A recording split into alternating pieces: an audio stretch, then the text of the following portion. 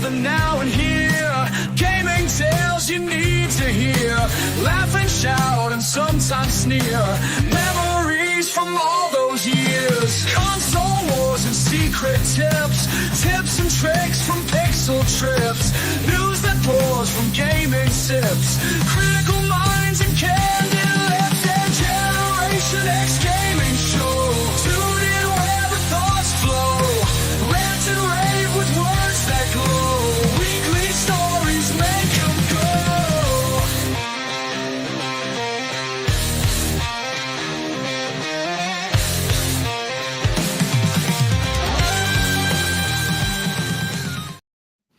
Hello, everybody, and welcome back to another week, another episode of Generation X Gaming, the weekly podcast that goes over a few of the top stories from the past week, and we rant along the way. I'm your host, 30 and Still Gaming, and joining me each and every single week is Sgt Mclusky. What's going on, bro?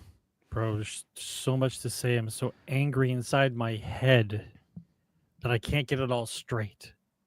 You were having problems speaking before the show. What's going on, chat? Generation X Gaming, weekly podcast, goes over a few of the top stories of the past week, and we rant along the way. We're live Thursday nights, 8 p.m. Eastern. If you like it, hit that like button, hit that subscribe button. We are also on iTunes, Google Play, Spotify, Anchor.fm. We're also dual streaming right now over on Twitch, so if you're over on Twitch, welcome. You get 4 streams a week over on Twitch, which is Monday night, Tuesday night, Wednesday night, and Thursday night. We do gameplay and podcast while we dual stream, appreciate you guys over there. Hit that like button, hit the follow button. I don't. Is there a like button over there? I don't even know there is a like button over there. You hit the follow button though. We're trying to get to 5,000 subscribers over there. We're also trying to get to 3,000 subscribers over here on YouTube. So if you're not subscribed, make sure you hit that subscribe button. All right, on today's show, Sarge, we're going to be talking about canceled Black Panther game. We're going to talk about that. We're going to talk about EA still making at least 3 Marvel games even after Black Panther is canceled. We're going to talk about Activision hiding player levels in Call of Duty Black Ops 6. We're going to talk about Respawn devs say morale is at an all-time low. Do you think what's lower, Respawn right now or Bungie? Which one, Sarge? Do you think Respawn's lower morale-wise or Bungie's lower morale? I think Respawn, because you have to be high to know that you're low, and Bungie's been doing the same shit forever, so to them it's just normal. But it's normal, right? We're going to talk about Mind's Eye. To feel like you've stolen from everybody for a decade, you just feel the same way. We're going to talk about Mind's Eye. Okay, Mind's Eye. I came up with something today, Sarge. Okay, Mind's Eye came out of nowhere. I'm going to give you a reason. If you watch my morning show, you understand where I'm going with this. But Mind's Eye is it's not a game. It's not a game. They're saying it's a game, but it's not a game, and I'll tell you why it's not a game or why I think what's happening here. We're going to talk about Apple to launch a dedicated video game app around the same time as the Switch 2. We're going to talk about EA, Take-Two, and CD Projekt Red are worried about using AI due to backlash. We're going to talk about Marathon delay likely as Sony canceled all paid marketing. I already gave my thoughts on that. We're going to talk about Xbox puts handheld console on hold? Question mark. We're talking about Randy Pitchford makes a statement on Borderlands 4 pricing controversy. And then we're also going to talk about Yoshida came out and said he thinks dangerous subscription models are and won't advance the industry. And then we're also going to talk about how Expedition 33 succeeded because with help of Microsoft and because of Game Pass. So we'll talk about that. And we're going to talk about Dune Awakenings, the end game, which intrigued me a little bit, Sarge. I want to get your thoughts on it. Other than that, that is it. Make sure you hit that like button. Episode 442 is it's not in the can, it's starting. And let's get to what we've been playing. Where is it?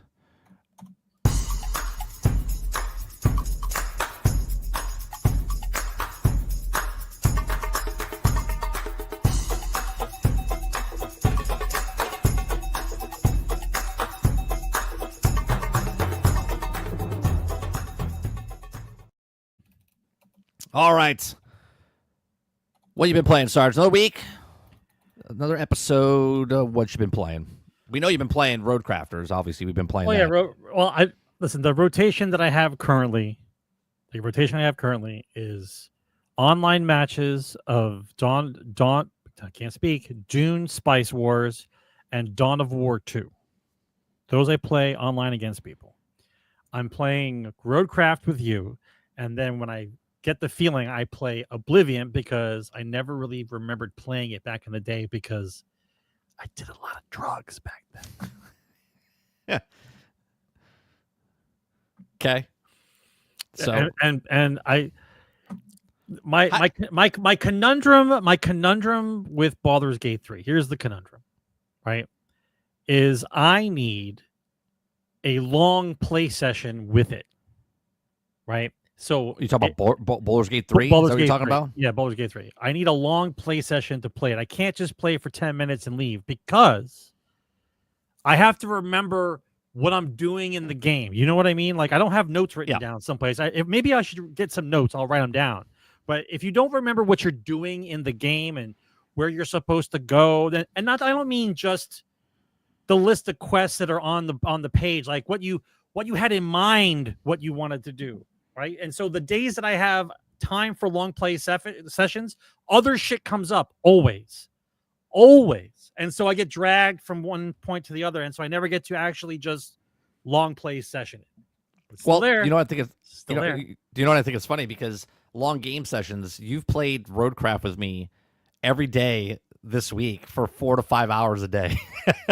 And I know you're playing after, like, more before me, right? Yep. So you've never really played SnowRunners. You played it with us, but you never really played SnowRunners, No right? patience.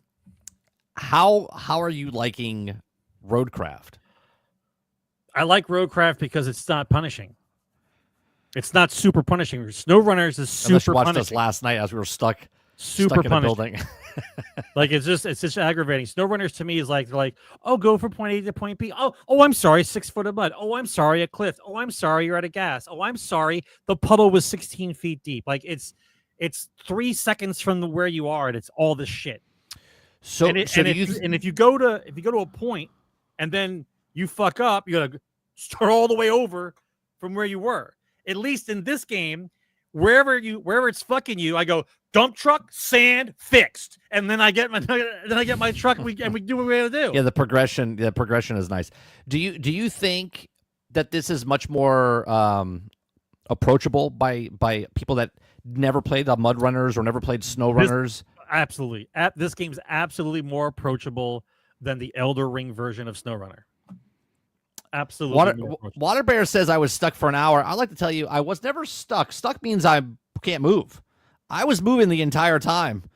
I was theoretically just shifting around and trying to get myself out of a predicament, which I did. Well, let's just put it this way.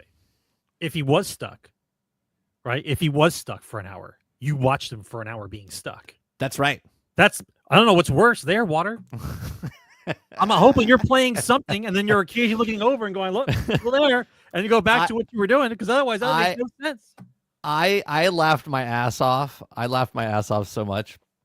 Based off that logic, wait. Cody says, based off that logic, people aren't stuck in prison. No, they're in prison. They're just in prison. They're not stuck in prison. They're in prison. They go outside. They work out. They do stuff. They're still in prison. They're not stuck. They're there Yeah. on purpose. Yeah. It's not like they went there on accident and then couldn't leave. That's a terrible example or analogy. Yeah, they're there because they have to be. I didn't have to be stuck in the second story in the rafters, vertical, with a concrete road plate on top of me. That's all choice. Well, you want to laugh? So we did all that yesterday, right? When I logged in today, the safe wasn't turned in. It was up on top of the building again. Why? But the crane was there. The crane was there, but the safe never got delivered. You never counted it? So apparently what happened, and I should have stopped the game when I saw this happen, right? So I knocked down that wall, okay? And the wall got stuck, and then you drove up, right? Because I was up at the upper part, and you were there, and you just drove through the wall. On my screen, you went through the wall. On your screen, it was flat. You just drove on it, right? We were desynced. So because you delivered it didn't count. Yeah. So I had to do it. So we were desynced for like an hour. So did you do it? Did you show Yeah, I got it. Yeah, I got it. But yeah, it's I have to say I really do like Roadcraft. I didn't think I was going to like it. When we first saw it, people showed it to me and said, "Oh, this is right up your alley." I was like, "I don't know, there's no gas. That's not that hardcore." But man, let me tell you, when you're playing this game, and you're exactly right. When something's destroyed, you come over with the truck, you put it there, you Fix smooth that it out, shit. and it hits that loop in your head. It hits that, and you're like, I fixed it. It's not. Or It's not like a loop though. In this instance, I'll disagree with you only a little bit. Right? It's a guy thing, right? yeah.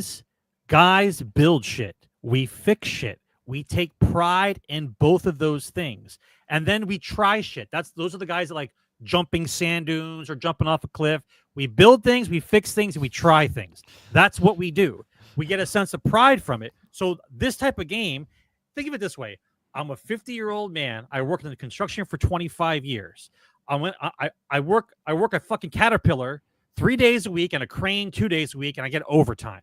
I come home to my 3 kids and wife, right? I play with them, and in my spare time, if you watch Twitch, in my spare time, I log on to Roadcraft and continue building shit in the game.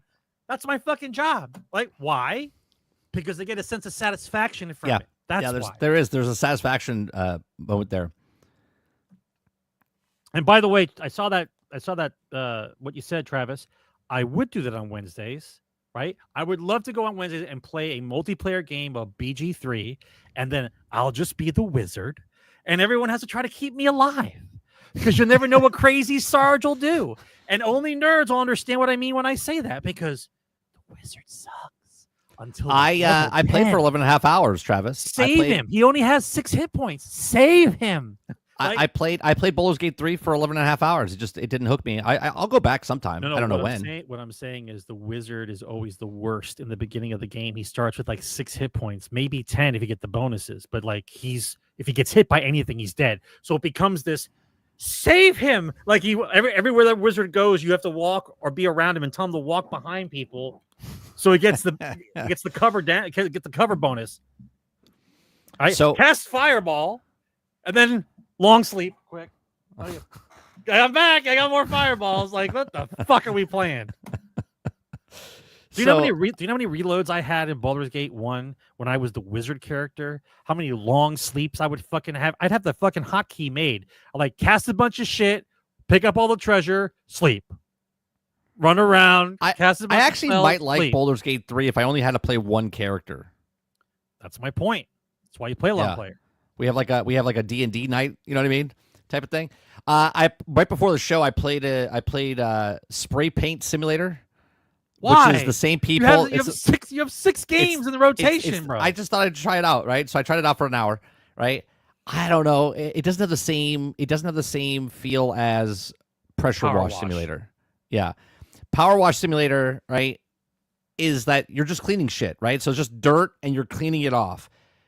Spray Paint Simulator, okay, you have to mask everything off, and then buy the paint, and then paint the paint, right? Paint like green. And then you got to mask that off, and then take the other masks off, and then paint it red. So it's much more tedious, takes much longer to do a mission or whatnot. But it's the same, though. It has that same type of... It's like watching those lawnmower videos on YouTube. Lawnmower videos? The lawnmower videos on YouTube, you know, where it's like, it looks like shit, and then all of a sudden they mow the lawn. Oh, the guy who's mowing lawns for free and he puts himself on YouTube? Yeah. That's not like a lawnmower video. It's like a yard work. Yeah, whatever. But what I'm saying is it's like watching those things where you're seeing it go from shitty looking to nice looking, and it's like satisfying. It's like AMSR. You know what I mean? Because as a man, we don't want to live in shit. Yeah. We built fucking society. Yeah. Indoor plumbing, you're welcome. Yeah, so I tried that a little bit. I don't really like that as much as I liked Power Wash Simulator. But, yeah, I think I'll stick with Roadcraft and Towerborn and Marvel Rivals. That's what I've been playing. Anything else you've been playing, Sarge? No, that's my circle for the time being. That's my circle. So, in Roadcraft, there was a plant that we had to get to all the way to the top left-hand corner. I played this afternoon, right? And I had to take the 10 beams, steel beams, from across the map and then bring them all the way up there. And I had to take this windy freaking road all the way over there. And I flipped over like halfway through. And I was like, I was like about to freak out. But then, thank God, it didn't tip over all the way to shut my engine off. So my engine was still on. So I had control of my crane. So I took the crane and went and like jabbed it into a rock and then like extended it and then got up again. I was like, oh my God. What is the premise of the game where if you're too far over, that your engine turns off and you can no longer use anything else? Why don't you just allow me to try to get out where I am? And then I if think I give the up, reason then is leave. that the gas is not getting to the engine because you're tipped over. There's no fucking gas in the game. I get it, but I think that's why. Make I up think your that's why they do it. mind. Make up your mind.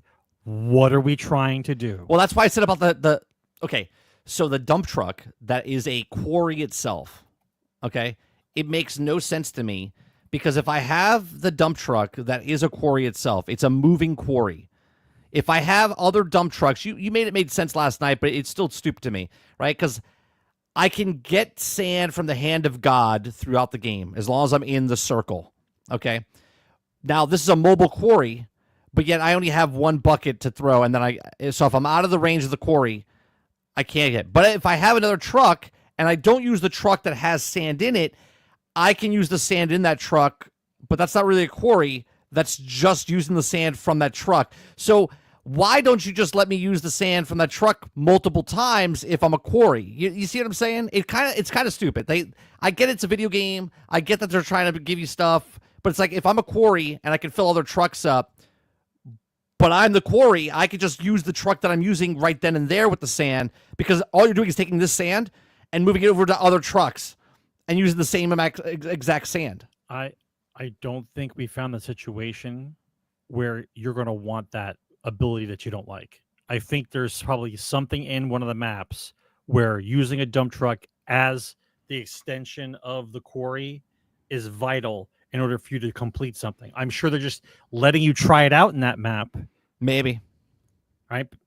But there's no way that it's not used for something. It's used for something. It's in one of the maps. Bo says, I'm a tier 5 in Towerborn. Got my first legendary piece. It was a wolf helmet, and I'm using my first weapons max level. I got 2 characters level 50. I got 2 characters level 25. I've got a couple pieces of legendary gear. It's a fun game. It really is. There's lots of different situations that you have and modes, I guess. There's like a horde mode now. There's like an event going on right now. That game is really fun. I think it's a good I said it before when I played it back in September last year. I think it's a perfect fit. That 33 Immortals is a perfect fit for Game Pass. Those 2 games, Towerborn and 33 Immortals, really, really good. All right, Sarge, let's get to top stories.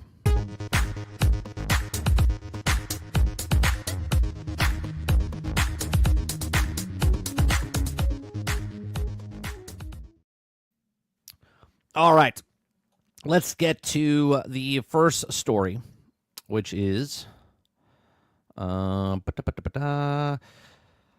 Panther canceled Black Panther game, right, and concept art seamlessly leaked. Well, it didn't leak. They didn't leak. They're throwing it out there now that they're closed down. The studio's done. Well, before we even get started.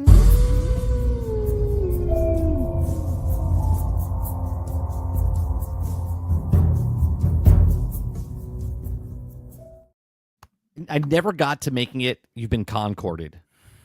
I've never been. I haven't had time. You got to go. You got to change with the times, bro. It's probably charged. You got to change. Yeah, I got to change it. It's been concorded. But so the canceled Black Panther game. You got to do the same thing. You got to leave the zombies, right? But instead of Abe, instead of a Goda, it's just it's like a picture of a Concorde.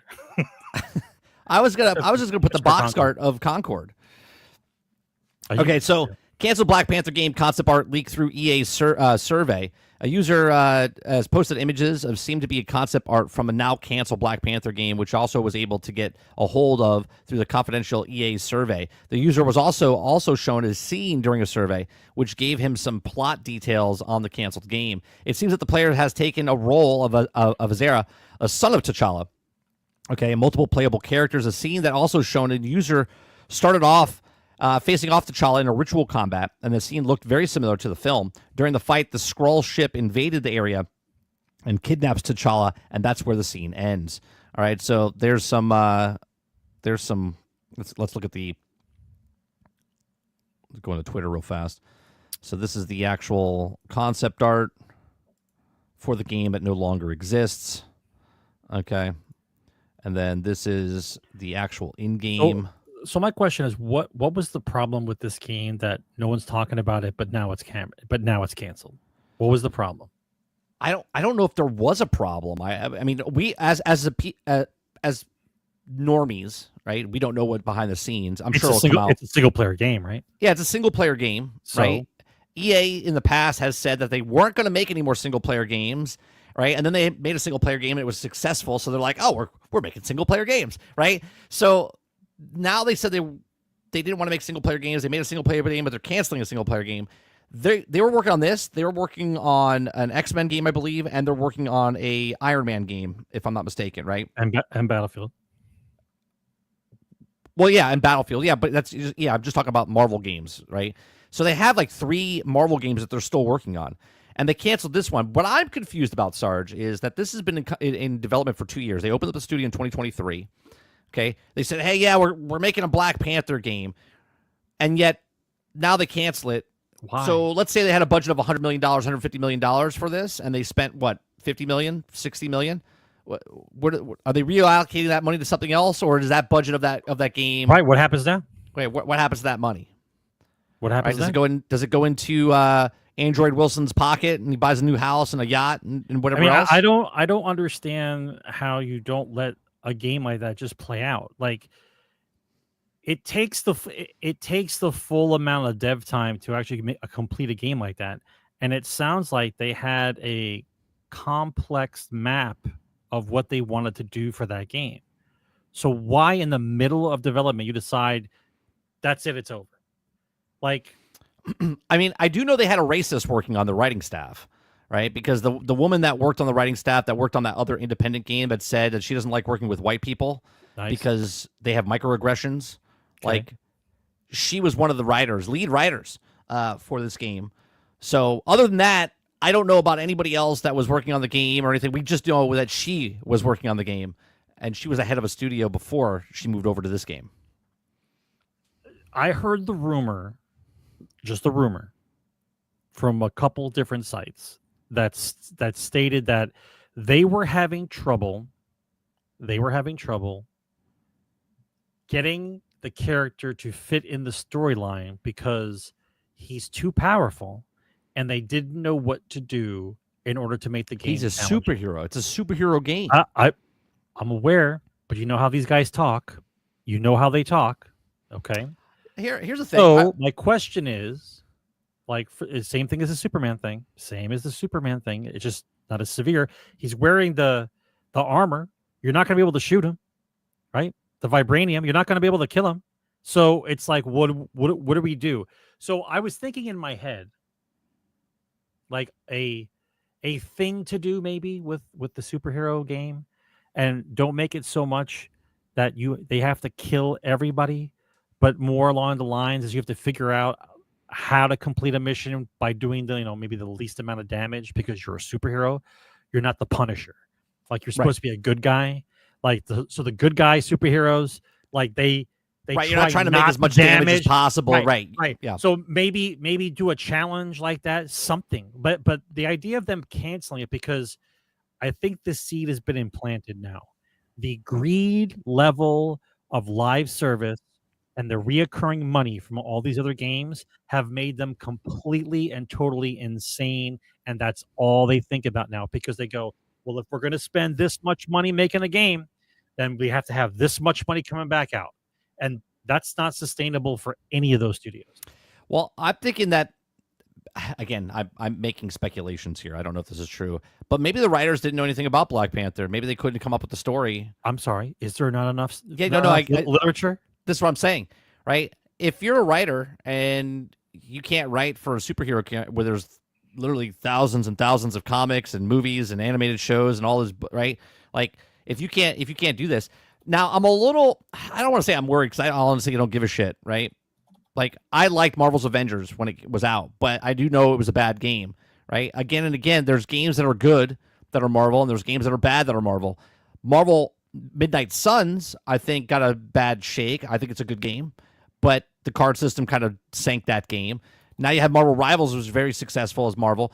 Now you have Black Panther being canceled. We have Iron Man still in the pipeline. We have Black Panther, or I'm sorry, Hydra, 1942, 43, whatever it's called, with Captain America and Black Panther. We have an X-Men game supposedly in the works. We have Wolverine. We have another Spider-Man game. There's lots of Marvel games coming to the forefront of gaming.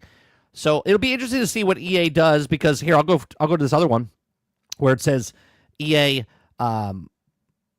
wants to basically, it says still making at least 3. Where is it? Why won't it open up? What's happening here? Okay.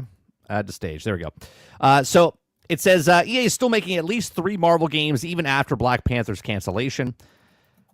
So right now, back in 2023, Marvel and EA signed a deal for 3 games. Okay, one of which was in progress of Iron Man being developed by Motive Studios, with the second being Cliffhanger's Black Panther, and the third game was yet to be revealed. The cancellation of the Black Panther prompted questions as to status of collaboration, but both EA and Marvel have since provided statements that IGN is asserting that 3-game deal is still in place, which Motive Studio taking the lead. Okay, so they have to make 3 games. They have a 3-game deal with Marvel. They just canceled one of them, and they have 2 in the pipeline. One we don't know, Iron Man we know, and that means there's another game that's in the pipeline now that we won't see until like 20, that they invented for the contract 20, 30, 31, right? So it'll be interesting to see what happens. It says our partnership with Marvel remains strong and multi-title. Long-term collaboration continues. Reads a statement sent to IGN by EA. Attribute. It says entertainment president. The Marvel spokesperson also sent the following statement: multi-title, long-term relationship between Marvel Games and EA, a creative collaboration focused on originally storytelling and various beloved Marvel characters, remains strong. Development of our console and PC titles begin with Marvel's Iron Man and led by Motive Studios. And when we asked it, this means there's still at least 3 games total in the works, and Marvel spokesperson confirmed that this was the case. So there you go, Sarge. So they had a 3-game deal. They canceled one of them 2 years in, and they still have another game that they're inserting here. My question is, do they not understand that Black Panther is a beloved character and it would sell, right? I mean, let's take EA out of the equation here. Marvel's pretty stupid themselves because they're pushing characters that no one likes right now. And then characters that people do like, they're canceling games. They can't make reoccurring money on. Right? That's why everything has to be Fortnite or COD. Right. So yeah, it's just very strange. It seems to me that the only way to stop this is to stop playing those games completely. Like, just to stop. It's so sad. Remember when we were kids and we wanted any kind of Star Wars game possible? You know what I mean? Even Marvel games. Now you won't get it because it doesn't have reoccurring spending. Right. Right. Now that the licensing thing is over and anyone can make a Star Wars game, the studios that want to make a Star Wars game don't have the money to do it, and the ones that have the money to do it only want to make live service games. So you're not going to get a Star Wars game. Dolphin says Black Panther open world game is a few million easy. Just think about this, Dolphin. What if it was an Assassin's Creed game, but with Black Panther? Right? You see what I'm saying? Like, that would make... I think it's a bad example. No, it's not. What I'm saying is... that kind of open world? An IP, superhero open world game, boom, brings it up, right? Assassin's Creed kind of boring now, but you bring in a superhero and you're like, cool, I get to... I mean, Spider-Man's an open world game. You run around, people love running around the city, right? Well, if it hurts Ubisoft, I'm all about it. If it puts more pressure on Ubisoft, I'm all about it. Listen, every superhero game doesn't have to be the exact same way either. You can make a superhero game and make your own thing about it. I think story-driven comic book version of a superhero game is better than the open world running around and collecting missions. Spider-Man had its day in the sun. It was done well. Everyone liked it. Sony made a shit ton of money, but every game doesn't have to be that way. You can have a superhero game that's an actual story that's linear, different parts of the game where you're fighting against the boss like you do in a comic book. There's lead up, there's story, there's a point where there's conflict, Then I run around again. I find the guy I have to fight. There's a big boss battle, and make and spend a good time with the boss battles. Don't make it like a button masher thing. Make it like all the series of events that you're doing leading up to the boss battle teaches you how to use the controllers and the move sets that the guy has. That way, when you fight him, it's almost kind of like an Elden Ring battle where it's heavy and meaty, and you have to dodge and you have to block and you have to do all the moves, and like make it like you're in the battle like you see in the comics. Right. Make it interesting. It doesn't have to be like just, oh, it's a boss fight. Stay in the upper left-hand corner and just keep low kicking them and I win. Like that. Nobody wants that. Like lead me to the boss battle and make the boss battle meaty, man. Make it good. All right. Well, the next one we got Respawn Dev says morale is an all-time low. Things aren't going well over there. The team Respawn Entertainment, after 2 games were canceled with 100 people let go in the studio, and many have wondered about the state of things at Respawn, including employee morale. Now, after Black Panther game was canceled and its developer Cliffhanger Studios being shut down, has also spread to concern with EA as a whole. Okay. It says much of the even current employees are making internal feelings known. In a post at Blue Sky, oh, that's why no one knows about it. Patrick Warren said, senior encounter designer Respawn gave us a quick thought on where things stand. Why is everyone posting on a platform that has 1/100th of the population over there, right? Because they needed to have their echo if I scream out this window, Sarge, and say something important, no one's listening to me. You don't get it, man. Everybody on X is a racist. You didn't know that? They can't be on X or Twitter or whatever you're calling about it. They if have you're a to business be and you're somewhere else. advertising, if you're advertising on a place that's 1/100th less than the other platform, you're an idiot. Okay. In a separate post, it says Warren added that the just sorry for everyone who just wants to make cool video games in the industry. Someone said this earlier, Sarge. I forget who it was on Twitter. On Twitter, the place where actual people read stuff, right? Said that, when's this gonna stop? And I'm like, when's one gonna stop? Like the firings? Like it's never gonna stop. Every year there's hirings and firings. This is called life, right? Like morale of people. I don't understand this. I don't, right? I've been part of many times being fired. Been fired personally. Been fired with an email. I've been fired through a text. I've been fired through not even being fired. They just red staplered me, right? They just like, he'll just kind of figure it out, right? Type of thing, right? Like nobody cares. Numbers go up. People go down. That's the way business corporations work. That's it. Doesn't matter if you're working the fryer layer at McDonald's or if you're working on a motion picture. It's the same thing. So when someone says, when is it going to stop? Like, what is going to stop? There's too many games. Too many games. Not enough people buying the games, right? But they did it to themselves. You keep making games that they have to be in forever. Time is limited. If you made a game and you complete the game and you move on to the next game, great. There's a lot more room for games. But if everyone keeps making, because the greed factor, if everyone keeps making the games that have to have reoccurring people in it all the time, forever, like an MMO was the top tier thing that you had to be good, it had to be amazing, and a bunch of people played it weekly, daily. Okay. How many of those games are out there now? Yeah. Not counting your Battle Pass Fortnites. I'm talking about the MMOs now. The list of MMOs that people have. Right. You put yourself in the corner. You painted it all the way. Then you cry. Then you say we want to make live service. Then nobody wants to buy your live service because they're too busy. They're already playing something else. Go back to making a game that people can play for a week or 2 weeks, finish it, and move on with your fucking life. Right. Right? If you guys did that, you wouldn't have to worry about massive firings every fucking year in the middle of a 6-year development cycle for a game that you don't want to fucking finish because you can't make $1 billion on it. Right. That's just it. Like if you make a game and sell a game, you make the game, you finish the game, you sell the game, you make the money, you move on to the next game. Live service, you make a game, you sell a game, you keep selling the game, you keep raising the game, you keep making the there. They got to stay there.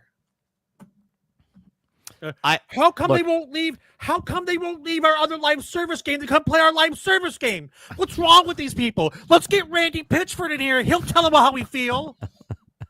The fuck out of here. The problem I see with this is that World of Warcraft comes out, right? And it's what 25 years or something like that. Okay, 30 million people playing World of Warcraft at the time. Not a lot of big. I mean, there's MMOs, but on the scale of what World of Warcraft was. Now here we are 20 years later. There's 15 fucking MMOs, right? Like 15 MMOs with a million with a million people, right, playing the game, right? Before it was 30 million playing one game. Now it's 30 million people playing 10 games or 15 games, you see? But they can't keep but the budgets keep going higher. The budgets are still $200-300 million, and yet there's less people playing the game. So they raise the prices. Instead of paying $12, you're paying $15. Instead of paying $15, you're paying $17, right? And because they can't do that, they have to do microtransactions, get extra storage, get extra bag space, get extra house. Here's a cosmetic, here's $100 cosmetic. All of this stuff is happening, and they're like, "Oh, we just can't keep the doors open. I can't keep the lights on." EA, it's you did that. EA, okay, has a battle royale, Apex Legends, so it's struggling. So what do they decide to do? Take their other franchise, Battlefield, and put a battle royale and an extraction and a horde mode and whatever else. Copy pasta. Pasta. They're killing themselves without even knowing they're killing themselves. But the money, bro. The money. You see how much money Fortnite's making, right? You see how much money.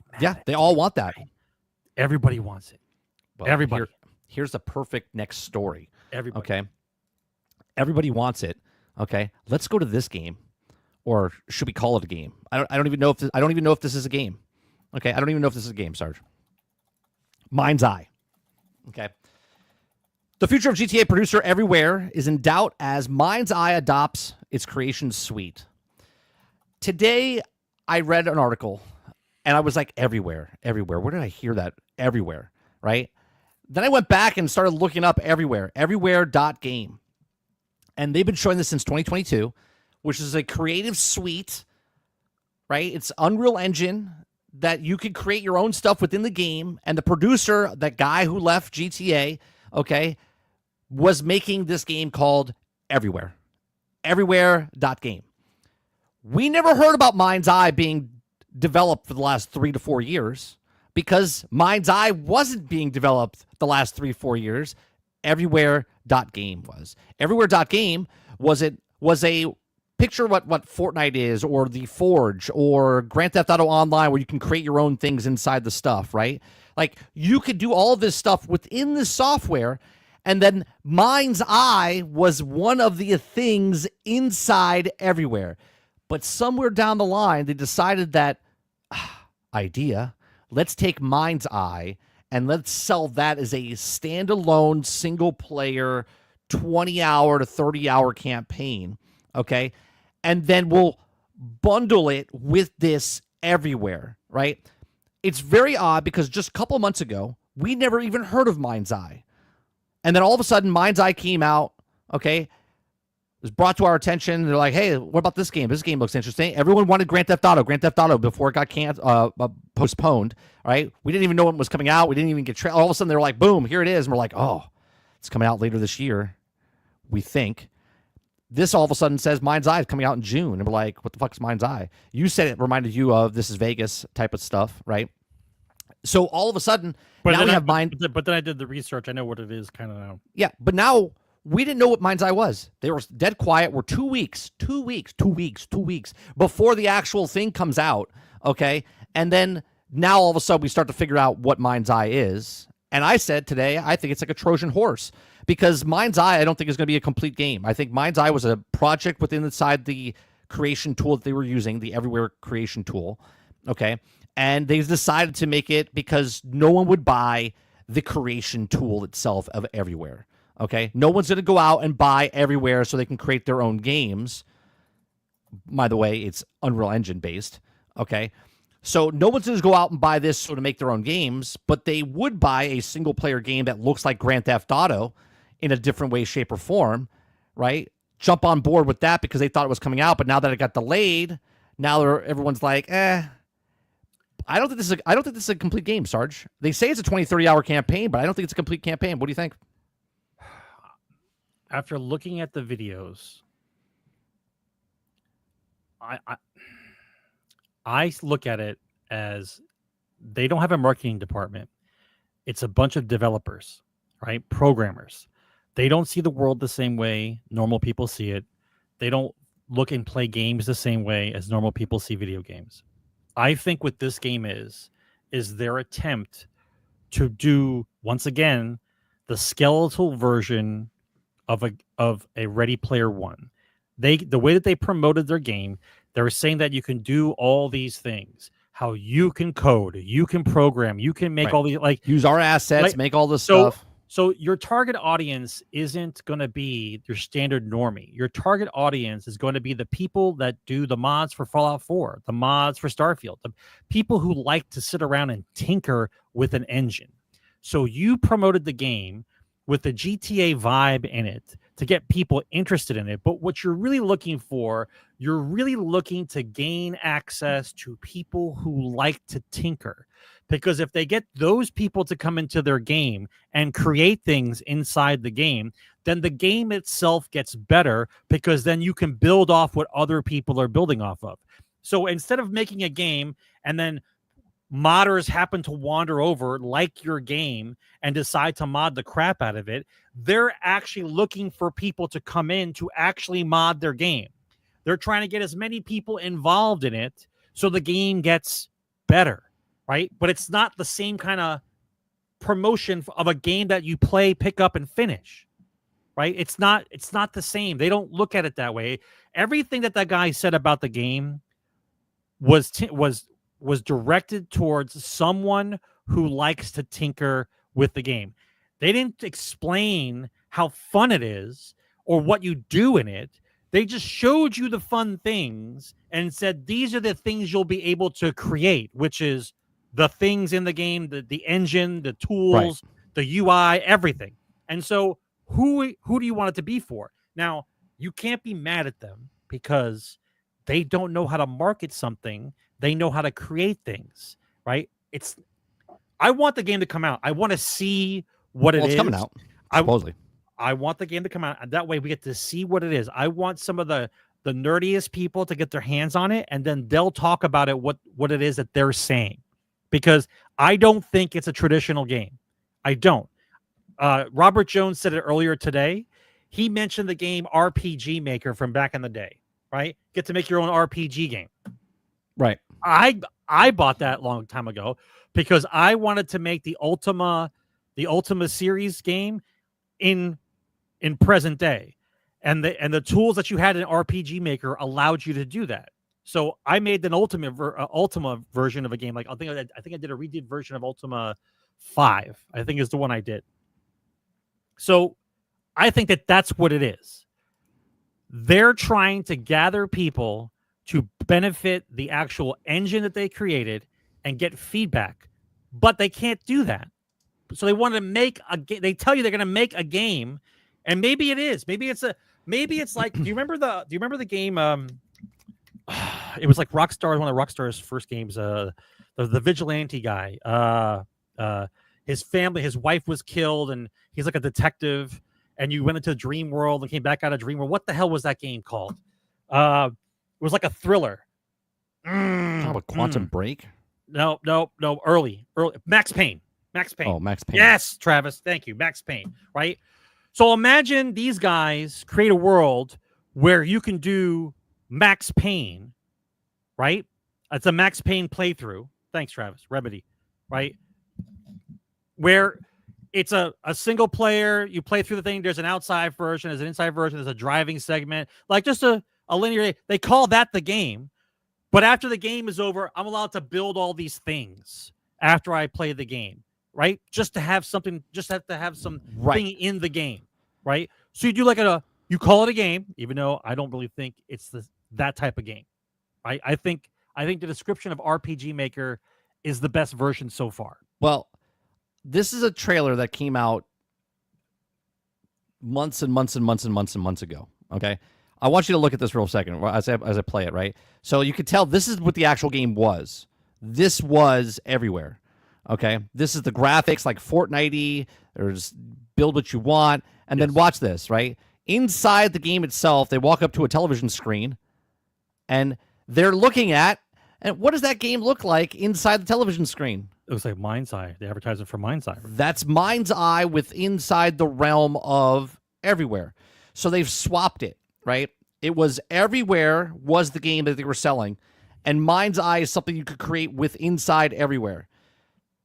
Somewhere in the last 9 months, they decided that Mind's Eye was going to be the single-player game that was going to push Everywhere, okay? So much so that if you type in everywhere.game right now, okay, it takes you to Mind's Eye. Okay, it takes you to Mind's Eye. All the posts, if you go to Twitter, to everywhere.game, which is a Twitter post or Twitter account, they show all their stuff. They don't even mention Mind's Eye. They're still talking about Everywhere, okay? But yet Mind's Eye has its separate account, and they're talking about Mind's Eye. So, look, I'm just saying that everyone should kind of hold off on this. It might be a complete game. It might be, but they didn't put the time of 3 to 5 years to make this game. This is a asset flip, Unreal Engine, throw it in there, make it look really pretty, put it out there, sell it, Trojan horse, $60, and then you get content as it goes on down the road. They already showed a roadmap. They already showed stuff they're going to be adding after the fact. So that's what this game is, okay? Within the game, there's Mind's Eye. Within the game that you were supposed to get, now it's a standalone game itself. But you see the shots they showed you with those graphics, they're almost like a placeholder for something. Like, let's show something cool about the city and the lights, and let's show something about them running around shooting, and then let's show something about them driving around. Like, they're just putting the essence of a game in the highlight reel, not showing you or talking to you about the story of a guy doing this thing and why he's doing it. It's just, look at these settings that we give you, right? It's been multiple times the last month now. Look at the settings we can put you in. And they like that one setting of the city, if you look at it, it's like a 3 or 4 cities that are mashed together. It's like Vegas mashed with LA, mashed with like Chicago. It's like it's a nighttime shot. You know? Yeah, I'll bring this up. But this is what Everywhere is. This is what the game was, right? I'll let this play as we talk. Okay. This is exactly what the game was.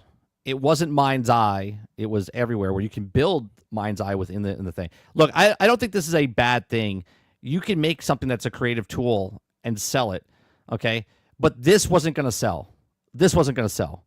And I don't think Mind's Eye is going to sell very well either. But Mind's Eye looks more visually pleasing, and this looks like a lot of people go, oh, this looks like Fortnite. Looks like Fortnite. Well, it looks like Fortnite because it's using the Unreal Engine with inside the tool that they've created. Okay, they even run like they're in Fortnite.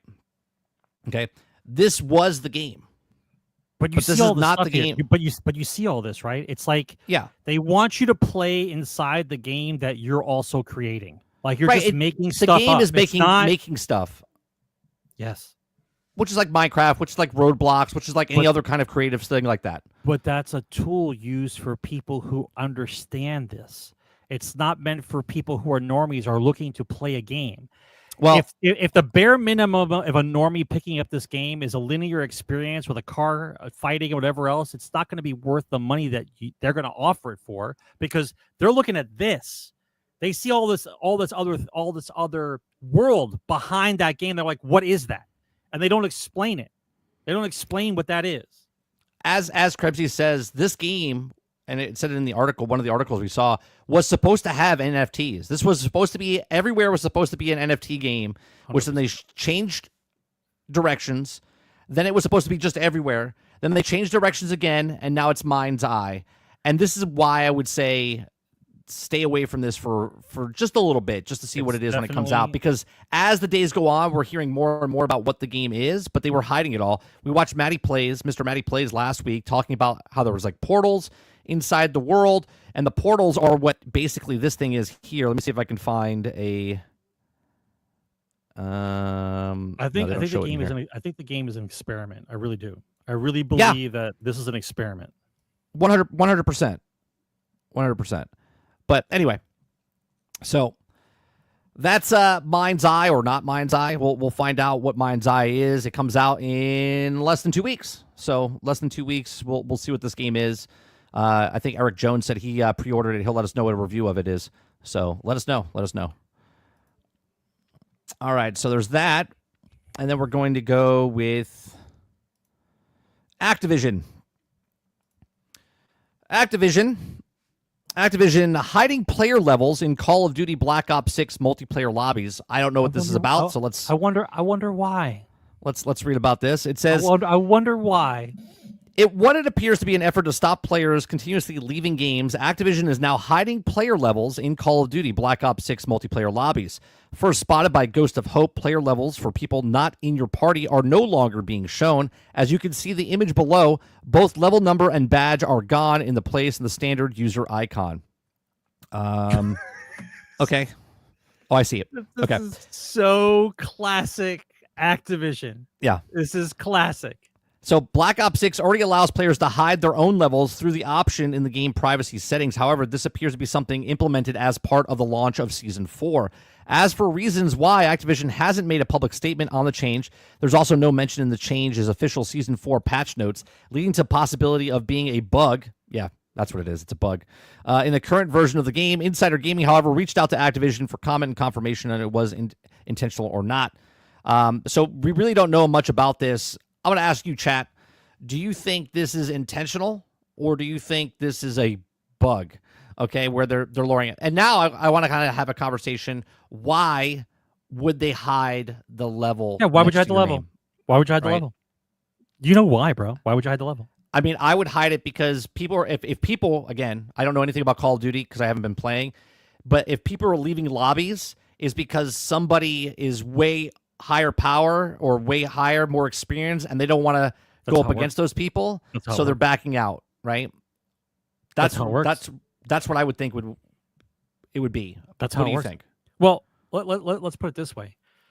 Let's go through the thought process, right? This is how I like to do it this way. So if over time their analysis is that they notice that low-level people keep leaving high-level games because their guys are high level. And so leaving causes a problem for the game match. And so that's the issue, right? So instead of saying to them, well, we should hide the levels because if they don't know what level they are, then they won't quit, right? If you don't want people to quit, you could just make it to where you're in the game for 10 minutes, 15 minutes, and you can't leave, right? You could just do that, right? I join a match, I'm in the match. Right. But then, of course, you'll have people just unplug their Xbox completely and plug it back in, like to get out of the misery of being destroyed by a team who's quote unquote cheating or whatever version of that term you want to use. It's too fucking bad. That's what happens. Alternate. You're mixing it up. No, it's. I don't think it's the low level people leaving. No, it's the high level people leaving because they see the low level stuff. Yeah. Right. Oh, sorry. No. They can see the higher level. So, for instance, if I'm a 360, and everyone above me is like a 600 or 1,000, I'm backing out because they're too high. Right. I want to be the high guy in the lobby and shit on the lower people below me. If you're high level, you're not leaving because there's low people. Yeah. No, you want low people. They're looking for low people. Yeah. That's what I'm saying. Yeah. Levels are an indicator of skill, just grind time. Not according to Activision, because their data says people are leaving. That's right. People are leaving. They're saying people are leaving, and I'm saying the reason they're leaving is because they don't want to go into a lobby with someone that's around the same level. Because just based on knowledge, by the number. Mike and his boys got on. The six of us got on. It's Friday night. Right. I'm running amok. We're gonna run amok. So you get into a lobby and you see the six guys up with the fucking gold bars and shit. Like, nope. Click. Right. You're like, I don't want to deal with the sweaty because the people that are higher level, they're going to be more sweaty. They're going to be better at the game. Let's follow the logic. If the low people leave, then the high people have no one to shoot at, and they don't like sweaty matches, and they stop playing. That's right. So if the top people don't have little people to shit on, the top people leave as well. That's correct. Yeah, this is exactly why I always great business model for Activision. I want to applaud I want to applaud the expertise level of how to psychologically fuck over people from playing a video game. It's fucking incredible. I just watched a Jack Frag video before, all right, and he was talking about he went back to Black Ops, and he said they just changed something and they have to change it back. He said that they're no longer solo queues. You can only go into I forget what game mode it was. You can only go in to group 4s and 3s. You can't go in with solos anymore. Okay. Why? I don't know. He's saying it's because of player engagement. There's not enough people playing the game. And so what's happening now is they're putting there's bot lobbies where you can go in where I think there's 140 people and there's 30 real people and 110 actual bots inside the game he was talking about. Oh my God.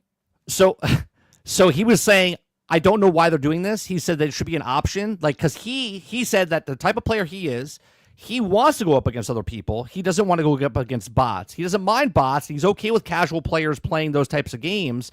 He goes, but let it be an option, not mandatory that I can't go in as solo queue anymore and I have to go in with a group of people. I don't see the mathing on someone who's solo trying to get into a game who can't get into a game. Because if the level thing is a factor, then you're getting funneled into games with that level. There's millions of people supposedly playing the game though. But this is what I'm saying. So how does a single person not fit into any notch of that ladder? If I'm skill 150 out of 200, how do I not fit into any skills between 90 and 200? Like, how do I not fit in any of those games? It doesn't make sense to me how that works. Let me bring up JFrag for a second. Jack Frag. Hold on. I don't understand how that works out though. How does solo queuing affect you? Here, he did this. We're not going to watch the whole video. Okay, let me bring it up. Let me cancel that. Stop screen. But he says it in the very beginning of what it is, right? So, Warzone. Okay. If I'm completely wrong about this, and I realize that it is a full-on first world problem. In the grand scheme of things, on my deathbed, I'm not going to care about it, but I do care about it right now, so why not talk about it? Call of Duty Warzone, it felt like it was doing pretty well again. They changed a lot of the gameplay mechanics, brought Verdansk back. I was having a good time with it. Mid-season update, they opened up some POIs, the train station, for example, and they added the moving train back in. I think they put ranked in too. Today, Season 4 just launched for the game. They've changed the downtown area and put the big Nakatomi Tower, or whatever you want to call it, in that area again. It looked interesting, so downloaded the update. I wanted to hop back on and play and record some solo matches. And then I find on the menu that the Battle Royale mode is now only available in duos and quads. Oh, so it's duos and quads. I thought it was trios and quads. The only way to play solos is this new casual solos playlist. So what is this? Well, I loaded in. When it found a game, this message comes up in the top. It says game progression is limited in this mode and results will not count against your stats. Also, this game mode is playing mostly against bots. From what I could find out online, there are 120 bots and 30 real players to make up 150 total in. So 120 and 30 real players. Each lobby. I just want to be clear before we go any further. I do not have a problem with the casual battle royale game modes. They added this in a couple months ago for quads and people really seem to like it. I have a lot of friends that This goes against exactly what I've been saying for fucking years, that most people don't like playing PvP. They like playing PvE against other bots because respect my time and I don't want sweat fest, you know what I mean? But anyway, let's really continue. Enjoy it. And I don't think there's any shame in playing it either. It's a much more relaxed way to play Warzone with the proper rule set where you've got the whole map, the circle. Maybe you want to chill a bit more, level up some guns, frag out, whatever. No, Dupless, it's the what happens using this software that we're using to stream. When I show videos, it's stutters the video. It's not his computer. It's not my computer. It's the actual StreamYard's software. I think it's a great option for players to have. I do think that it's good in terms of it being a stepping stone for new players to let people find their footing, learn the map a bit, get their guns squared away, and then perhaps they can advance to normal BR and maybe even ranked at some point in the future when they feel confident enough to do that. Just want to make that clear.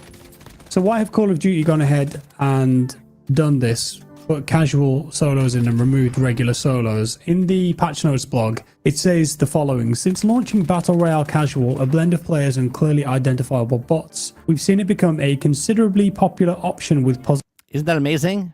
Considerably popular option with positive reception overall. Given its popularity, combined with our ongoing effort to keep playlist options focused on manageable, we're also going to extremely experimentally replace the core Battle Royale solos with Battle Royale casual solos. Okay, so more bots in games, because why? It makes you feel better about yourself when you're playing, okay? And there's not enough people playing the fucking game. Why? Because there's so many fucking games that people are playing. So they have to make it seem like it's full. Yes. Now, they're at least out front with it, telling you there's bots. There's plenty of other games out there that are doing this, and they don't tell you there's bots in the lobbies at all, and you think you're a badass. Okay? So that's the video I saw, and I was just like, I don't understand what's happening, especially one, removing the stuff, removing the levels, and now not be able to do solos. You can only do solos in the casual mode. You can only do quads and duos in the Battle Royale mode. I think they should flop it around. I think you should program the AI to be super fucking hard and use like generative AI and have the guy do the little squat move like this to make it sound like to make it look like he's real. Do the little squat thing, right? And have him go around, shoot through walls, make it feel like you're getting cheated on. Like someone's cheating on me, and make it an AI bot just running around, running amok. I think that would be better. I want to see how everyone feels after that one. I want to see a Sweatfest team go against crazy AA bots who are cheating, and I want to see what happens. I want to get the data on that. Right. That would be fun. Alterns asks, so what he's saying is everyone is a casual solo and we don't have enough play against others. Force them to go to duos and quads. Yeah, this is why your stats are not going to be affected. This is just for, I just got done working an 8-hour shift. I got, like Sarge said, 3 kids at home, right? I get 1 hour a day to play the game. I want to go in and I want to be able to have fun, complete something without being a sweat fest or get aggravated. So I go in and I play the game. Shut it off, go to sleep, rinse and repeat. That's what it is, right? There's more people like that playing than there's people like, I don't know, Dr. Disrespect playing or Shroud playing, right? And that's what's happening.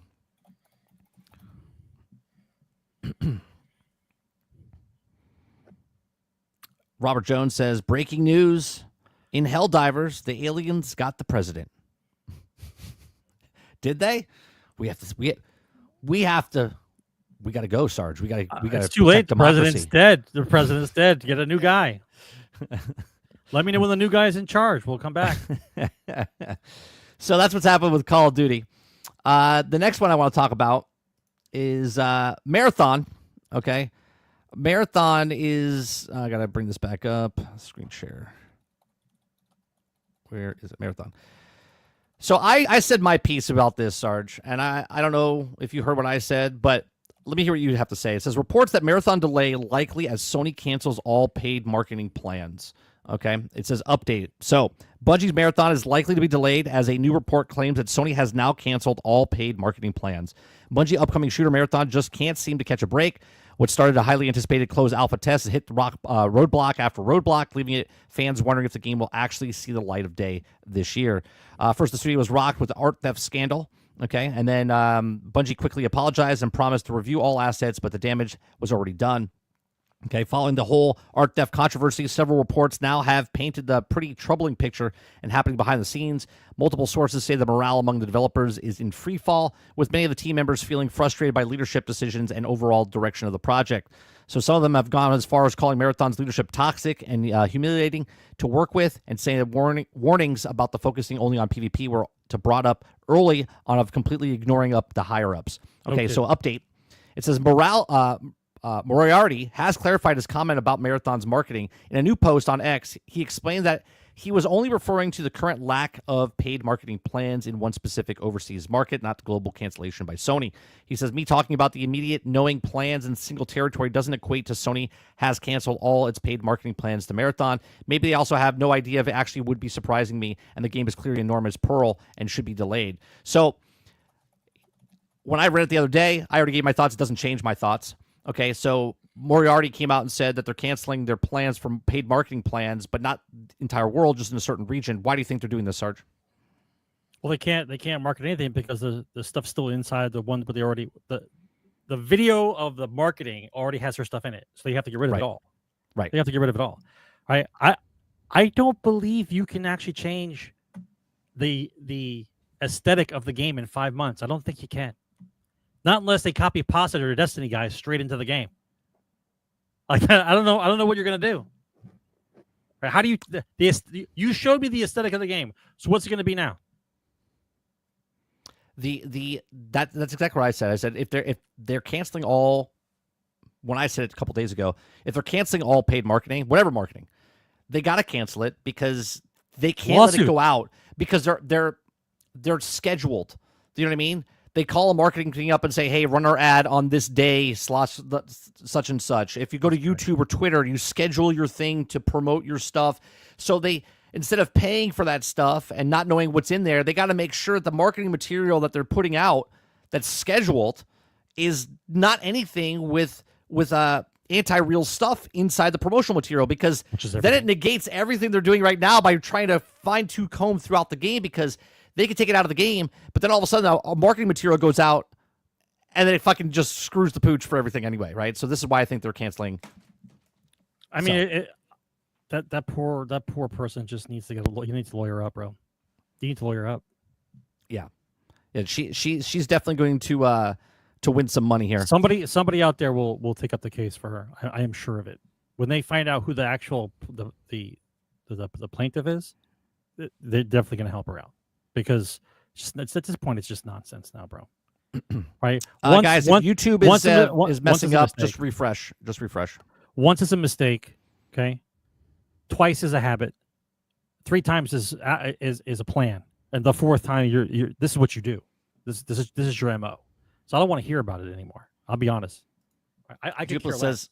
Dupla says, how do they know that all the assets aren't stolen? Well, this is why they're not releasing anything. Right. Not only are they going back to check if any of her work's in there. Now you got to check everything. They got to go back and make sure that nobody else did something else where they stole stuff. Right. That's exactly what they're doing. You got to check it all.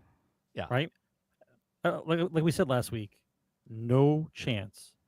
There's no chance that it filtered through all the checks and balances and it was given an okay that you knew it was stolen. You just let it happen. I'm sorry. Right. And to outright say they got the guy, we let that artist go. Oh, just him. Right. It was Tom. Tom's the bad guy. Yeah. Not about us anymore. We got rid of Tom, everybody. We're going to take out all the bad stuff that Tom did, and we're going to make the game all kinds of fuzzy. The fuck out of my face. So next story, I want to talk about Randy Pitchford. Okay, Randy Pitchford over here. Let's go here. We got Game Rant Pitchford. Okay, so Randy Pitchford makes a statement on Borderlands 4 pricing controversy. So last week we talked about, a guy came out and said, hey, $80, Randy, make sure that Borderlands 4, it doesn't do $80. And then he came out and ad-libbing here. He said, basically, real fans will find a way. I worked at an ice cream shop back in 1991, and I wanted this game, and I earned it and got it. So that's basically what he said. And people took, like, what are you talking about, Randy? Right? So Gearbox boss Randy Pitchford has once again spoken out about a controversy recently stirred up over the price point of Borderlands 4. In late May, Pitchford chimed in on a growing discussion about the video game price jumping by Hamilton or two. He says this is a course of the industry and has been also for a few years now, but it got kicked into higher gear in Nintendo Switch 2 reveal and the announcement that some games will have $80 price tag. One fan looking forward to the upcoming Borderlands 4 directed a tweet directly to Pitchford stating that, Randy, this game better not be $80. So Pitchford responded by saying, quote, if you're a real fan, you'll find a way to make it happen. As an example of the level of dedication required, Gearbox CEO then explained that he also worked at an ice cream parlor for the minimum wage of in 1991 just to buy a copy of Starflight for Sega Genesis. Not surprisingly, the reaction to this comment was not positive, and Pitchford found himself on the receiving end of a flabbergasted and angry response. A couple days later, Randy Pitchford responded to the criticism about his tweet, explaining that the massive development budget of Borderlands 4 might be a price increase. Not necessarily a price increase, but fever still hasn't died down. The Gearbox boss once again attempted to defend his words on May 28th in a long Twitter post. Pitchford also apologized for a misunderstanding, saying that the absolute sincere truth is that I don't want anyone to pay any more than they should be comfortable with. Look at this. I have to go to Twitter. Look how long this tweet is. I'm not going to read this. Okay. Oh, you can't see it. Hold on a second. You have to see how long this his apology is. His apology on his apology is so long. Look at this. This is Twitter. This is not an email he sent out. This is his apology to the thing that he said like 7 days prior. Okay. Look how long this is. Randy is the front man of a band that he was fired from in his sophomore year of high school. Okay? He does not know how to speak to the public. Remove him from the position, put him in the basement, give him a title and his swing line red stapler. Put him somewhere where he won't hurt others. Every time he talks, I don't want to play the game. I stopped playing Borderlands 3 because I'm listening to him at all. I don't want to play the game anymore, right? That's the effect he has on me. I don't want to play your game because you opened your mouth. Oh, can I get someone to read it? Hold on, let's see. I don't hear it. Oh, you don't hear it? No. And I'm happy I don't hear it. And I'm happy I don't hear it. Trust me. It's a robot voice. I don't care. Yeah. But yeah, this is ridiculous, right? Like just stop, Randy. Stop talking. All you have to do is shut up. Not say anything. Okay? Like you could have been like, cool, we'll see what we can do. Yeah, you know what I mean? Like that's it. No. Yeah, said something stupid. We'll see what happens. That's all he had to say. We'll see what happens. Yeah. Yeah. Not my call. We'll see what happens. Right? Because he said it's not my call. Right? He cannot speak. Just insert foot in mouth here. He can't, and you could tell because look how he tries to apologize. What are you talking about, bro? You know the first 3 words. Yeah, that's it. I am sorry. The first 3 words. There was a misunderstanding. That's it. Yeah. No, there's not a misunderstanding. The USB is not a misunderstanding. What you said during Borderlands 2 wasn't a misunderstanding. What you said during Borderlands 3 wasn't a misunderstanding. And what you said now is not a misunderstanding. This is you. That's how you speak to people. You need to be removed from public, right? Go into the basement. Go somewhere else. Stop talking to gamers. Just stop. Just stop. I just think it's funny that his apology is in a tweet. He should have just wrote it on Blue Sky, to be honest, because nobody cares. So that's Randy Pitchford. If you don't know how to speak to the public, then just fucking don't speak, right? The number one rule is this: he's probably 50 plus. He's got to be, or close to 60. He's got to be, right? Stop trying to talk to kids. You want to make money? You're going to make money. Shut the fuck up. Let the people sell the game. Collect your fucking check. He's worth like $10 million. Collect your fucking check and shut the fuck up. That's all he has to do. Yeah. That's his job. Collect the check and shut the fuck up. That's it. Can't do it. He can't do it. Pitchford's 54. There you go. Thank you, Travis. Can't do it. Proven. Can't do it. All right, let me get to... Have you seen those, the TikToks where the guy goes to the camera and he goes, "This is something women can't do." And he just steps back and doesn't say anything. And his wife or girlfriend goes, "Yeah, what? Yeah, what are you doing? Yeah. What are you doing? What? Tell me. Yeah. Tell me. You know what? You know what the trick is? It's called shutting the fuck up. Can't do it. You can't do it. Yeah, can't do it. All right, the next story is that Xbox puts handheld console on hold. Microsoft reportedly still plans to create a handheld Xbox device, but it has put on production on hold to improve performance first. On March 10th, Jez Gordon on Windows Central claimed that the Xbox-branded handheld was scheduled to launch later in 2025. Microsoft reportedly worked with original equipment manufacturer to produce the device under the code name Keenan. The report also expected a handheld system to include Microsoft Store, PC Game Pass's ability to install into Steam, and additionally, Microsoft is also rumored to be working on its own first-party handheld device targeting 2027.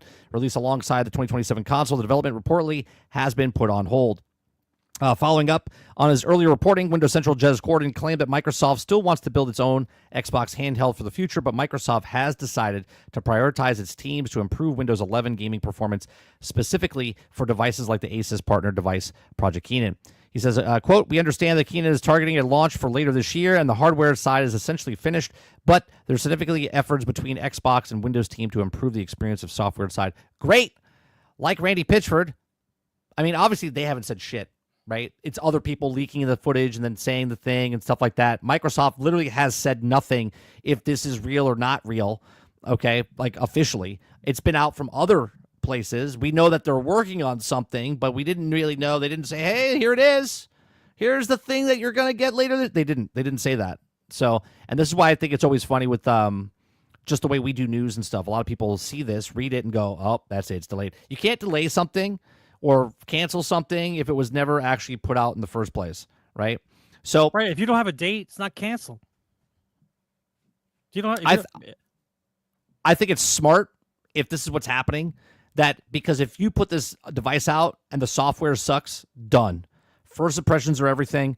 If it doesn't run very well and it's stuttering or it crashes and Windows 11 is just not working with Steam, you want to make something. What's that?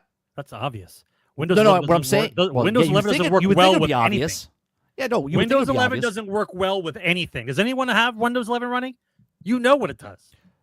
My point is that if they put it out and it's just mediocre, they're done, right? They're in this old new world right now, right? Where they left the consoles, they moved over to like cloud gaming, they moved over to handhelds now. They're in like this new era. It's almost like a kid leaving junior year, coming back to a new school his senior year, and he changed his clothes, his outfit, his hair, because he used to get picked on all the time. That's what Xbox is doing right now. They're changing their whole landscape of stuff, moving to a new area, and they're like, hey, we're different. We're cool now. And then they're like, yeah, this is still broke, right? That's what they don't want happening, right? Yeah, but you're making a handheld. The best you're going to do with a handheld is you're going to stream the game from your servers. You're not going to work, right? But this is what I'm saying. Like, what do you think the perks are for me to buy a handheld Xbox when I can play the goddamn games anywhere else? What am I doing? What am I doing? Right? If I go to a friend's house and I have a controller, I can play there. If I have my phone with me, I can load up my Xbox. I can play either on my phone or on his goddamn TV. Right? I use my phone as the controller. Like, what are we talking about? What are you selling me that it has to be a handheld? What are you trying to sell me? Do you guys are so jealous of the Switch that you just have to have something to say you competed against? Or aren't you happy enough to say to everybody, hey, if you have a screen in your house, you can play our shit? Not enough. That's not enough. You have to make a handheld. Why? You guys can't even make a fucking console that people want to buy, and you want us to buy the handheld. I don't understand what you want us to do. Yeah. We don't want people to buy hardware. Let's make a different piece of hardware for people to buy. I've said for years, why would I buy a handheld from Xbox? I got TV. You just spent the last 8 months iPad, telling iPhone. me everything's an Xbox. Everything. Right. Why do I got to buy another one? Why do I have to buy one? Right. All right. Speaking of Xbox, let's go over to Yoshida here. Was talking about how why does it keep disappearing? Hold on. Yoshida. Okay.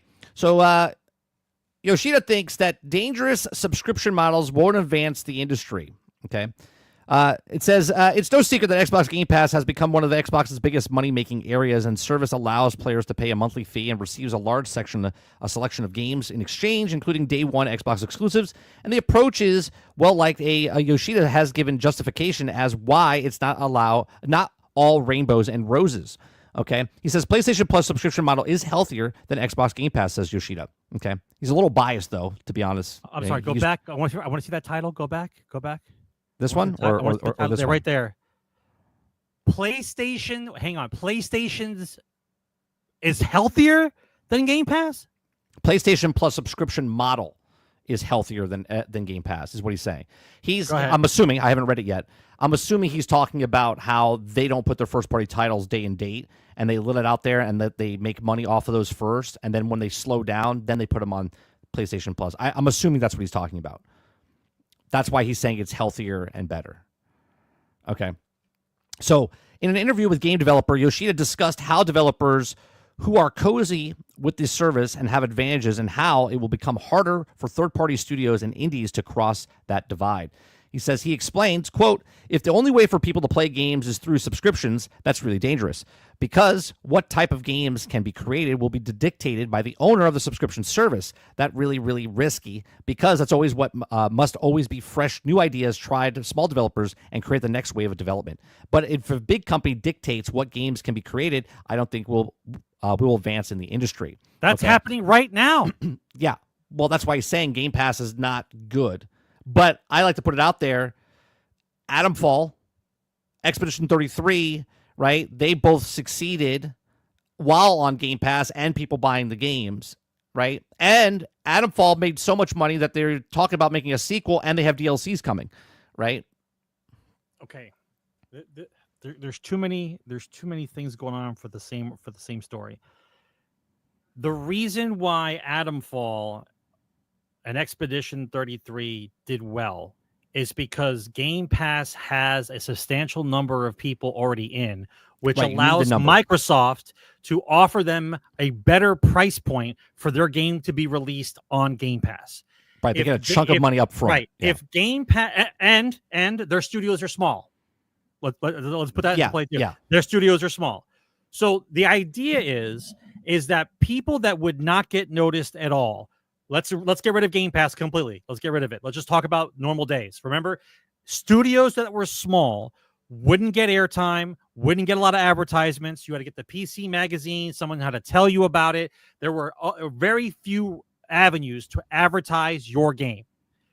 Now you have a platform with 35 million people, and you can plaster it on their hello screen every time they get on. So that for the little guy is huge, right?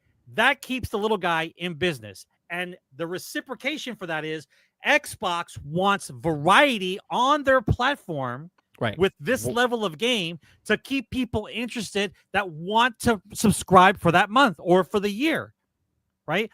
So his rationale is correct in the fact that if the big boy companies want to do that, they can't, right? They can't afford to pay those studios the money needed to put them on Game Pass and for them to sell it and make the money, right? The big boys have to rely on what we used to call merit and actual skill in game building. If you want to spend $300 million on a game with your 200-person studio, right? Roll the dice, right? That's how it's supposed to be. I want the cream of the crop. I don't want everyone to be handed the participation trophy and we're on some subscription service. I get that part. But the only way people succeed is if they're challenged to keep their job. That's how it works. If you are just handed out shit, if you make shitty games, but Microsoft's going to keep paying for your shitty game because it fits in the niche that we have to have on Game Pass, then that studio doesn't go anywhere. It's just a pile of trash rolling down the street. Just keep paying us because we're doing a job. But you're not excelling in it. You're not proving the point that I want you here or that your studio should remain here. I like it better the other way, where either you make a game, it fails or succeeds, and you either get rid of those fucking people and start again, or you build a better fucking studio and you make the next best game. Cream to the crop, throw the trash away. Life is like this. Gaming is like this. It's not made up anymore. I want the best people for the job. The best lawyer, the best doctor, the best mechanic, the cream to the top, baby. I want to see the best. Otherwise, what are we doing? Fuck you and your participation trophies. Well, let me continue here. He says he acknowledges an inherent bias that discussing Game Pass and PlayStation Plus because of his longtime PlayStation association, but he believes that PlayStation Plus is healthier because Sony isn't giving away first-party games for free immediately. So there you go. That's what he was saying with the title. Yeah. So the former president says subscription models need to allow people to spend money to buy the new games, he adds. Well, they do. Game Pass. Good, we buy day one. No, but Game Pass does allow you to buy the games, right? You can buy the game or you can rent the game, right? And if you rent the game, their business model also has where you pay for the DLCs. You don't get the DLCs unless you pay for the DLCs afterwards. So, for instance, Minecraft Dungeons, if you didn't buy Minecraft Dungeons, but you wanted to play the DLC, you would buy the DLCs for the game that you don't own, and then you would own the DLCs, but not the game. So guess what? If it ever leaves or you want to play the game, you would have to buy the game, right? So you're making money either from them up front or you're making money from them from the back. So I don't think it's just a blanket subscription model bad because of this, right? Because there is an option to buy the game, which Expedition 33 shows you right now, AA studio, okay, small studio. You can pay full price, which is $50, by the way, and own the game, or you can play it on Game Pass right now, and they made their money up front with it, okay? He continues on by saying after a couple of years, though, there won't be that many people willing to buy those games at the initial price, so they added it to the subscription service, and there'll be more people to try those products in time for the next game in the franchise to come out. So Yoshida is right. Our subscription model is putting a stranglehold on game development and has PlayStation Plus done it better compared to Xbox Game Pass. No. I don't think it's as black and white. I don't think it's as black and white as that. They're putting the stranglehold on themselves. They're hiring 400 people. They're trying to make a game for $1 billion. Right. They're bloating the game budgets up. They're doing it. You guys have bloated yourselves into oblivion. We don't give a shit, right? If your bloated, busted game comes out and I have to wait a year before it's fucking fixed, then you hired the wrong fucking people and you paid too much, right? Any game that came out prior to Game Pass, the game was out, you liked it, you bought it. And even in some of the other stores, you got 10 days or 3 days to return the game if it was a piece of shit, right? That's what the rules were, right? And if you didn't want to pay full price, you waited for a box store to put it on fucking sale, and then you bought it. They're talking like, well, they'll never make their money if they don't buy it day one. It's the same thing if there was no Game Pass. If your AAA studio comes out with a piece of shit game, it sits and rots until it goes on sale. It doesn't sell. That's the way it works. That's the way it works. Right? I think there's no promise of you buying AAA games day fucking one. There's no fucking promise of this. I look at Game Pass as a way of people growing up in the 80s and 90s. The back of a magazine, you would buy the magazine and it would have a disc in the back, or you would go to Blockbuster and rent it. Where if you wanted to buy the game, you couldn't afford the $60 at the time or $70 if whatever game it was, and so you rented it from Blockbuster, played it for the weekend, got a taste of it, and if you liked it, you're like, oh, I'm going to buy it. But that's no different. I know, that's what I'm saying. That's exactly right. There is zero difference than you walking into Blockbuster, renting the game, liking it, and then deciding, you know what, I really like this game, I want to own it, and then you go buy the fucking game. It's exactly like Game Pass. The difference is I own the Blockbuster one. I can't own the one on Game Pass. Right. You own the physical copy. This one you don't actually own. That's the difference. Otherwise, it's the same business model, just one is digital. Robert Jones says, better for who? I think he's talking about, Yoshida's talking about better for the developers, not for customers. Customers, there's no doubt about it. Game Pass is a phenomenal. Shit about us. Yeah. For us consumers, Game Pass is a much better deal than PlayStation Plus, right?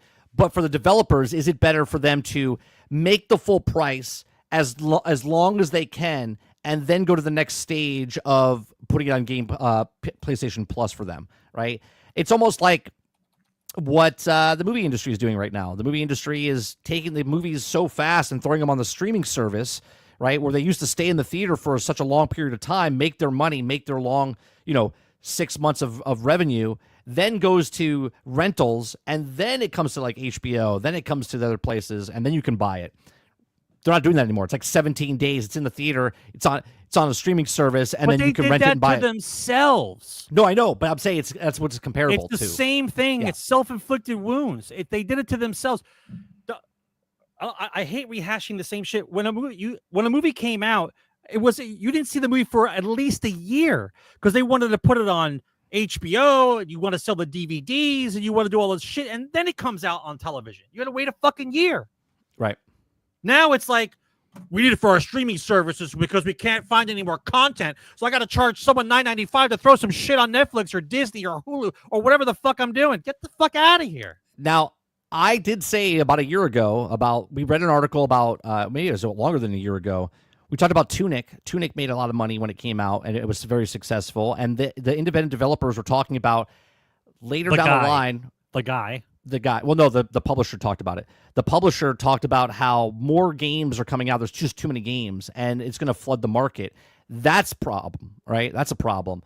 But if you think about it from the developer side, if the market's flooded and Game Pass is here offering them money up front, they'll take that deal 10 times. 100%. Right. 10 out of 10 than waiting to put it on PlayStation and then waiting 7 to 8 months to then put it on PlayStation Plus for money. That's right. So you go on Game Pass, you look at the variety of games, you see what genres they have.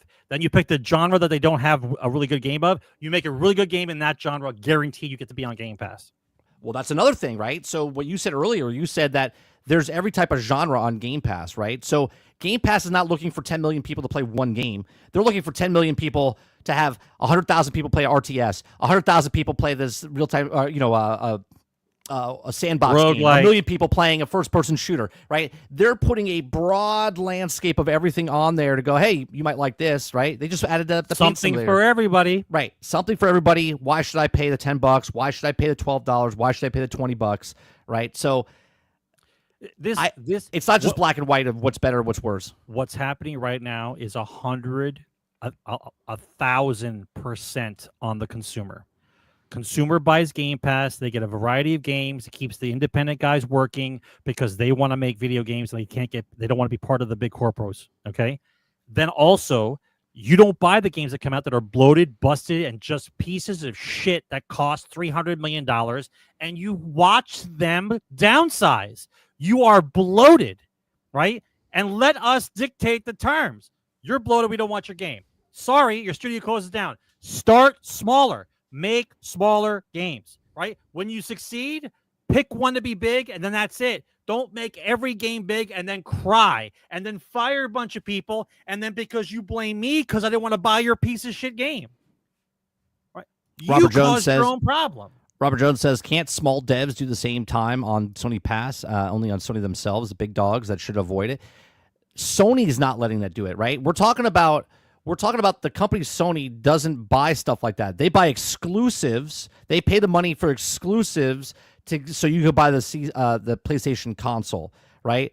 Xbox doesn't care. So their business model is, we'll pay you now, put it on Game Pass, they can play it anywhere, okay? Sony is, we'll give you money exclusively for a time being, 1-year contract, 6-month contract, and that's only on Sony. They're not giving them money to go on PlayStation Plus, right? That's for like year after, right? They just put Skull and Bones, which is what, a year and a half afterwards, or a year and 3 months afterwards.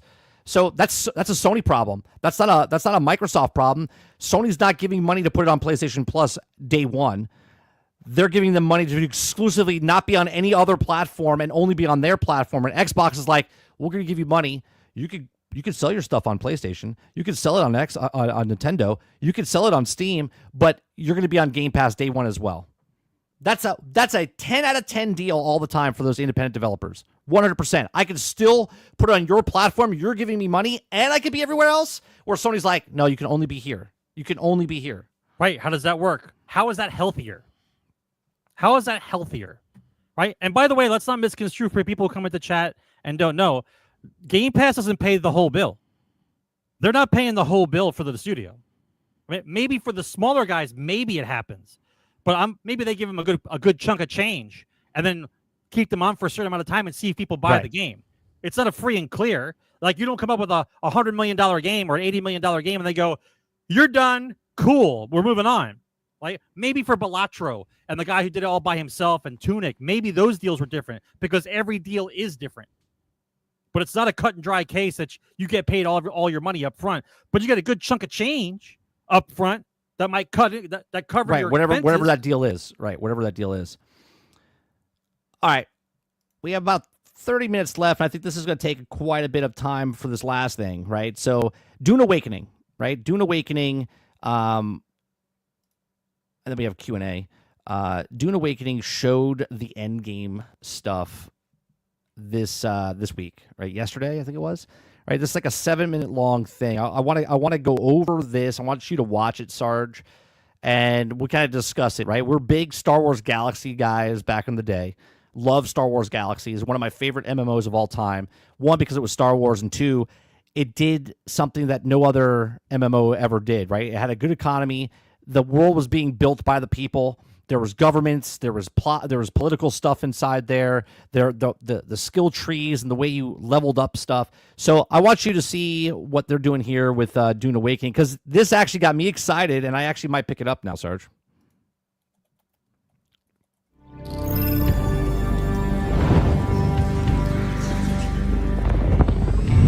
Power. Given the right lever, you can move a planet. In Dune Awakening, your path to power leads you through the great houses. But only accomplished guilds may earn their place among the Atreides or Harkonnen. Swear your allegiance and contribute to their rise in desert power. The pledge is only the beginning. You have come far, and now it's time to take control of the Landsraad. The Landsraad is the council of great houses that make decisions that impact all the players on all the servers in your world. Your goal, and that of your guild, is to secure their votes so that your faction, the Harkonnen or Atreides... So real quick, I want to pause here. So it shows bingo. here... What's that? We're playing bingo. Yeah, so right here, it says 23 hours, 59 minutes, and you're fighting, like, obviously there's more time than this. It's a week long, they said. So there's 23 hours, 59 minutes, and each of these places has, I don't know if they'll do it in the video, but they'll highlight one, and it'll tell you, like, if you do these certain things in this, you'll get, like, 75 spice, or you'll get 250 spice, you get 10,000 spice or whatnot. And once you get bingo across the board, basically you win that.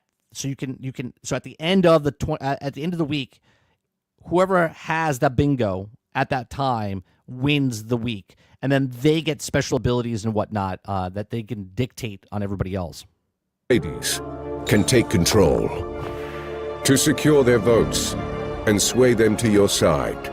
You must complete specific house requirements on the Landsraad board, alone or together with your Yeah. See. Oh, real quick. Let me. Requirements on the Landsraad board. I'll let it highlight.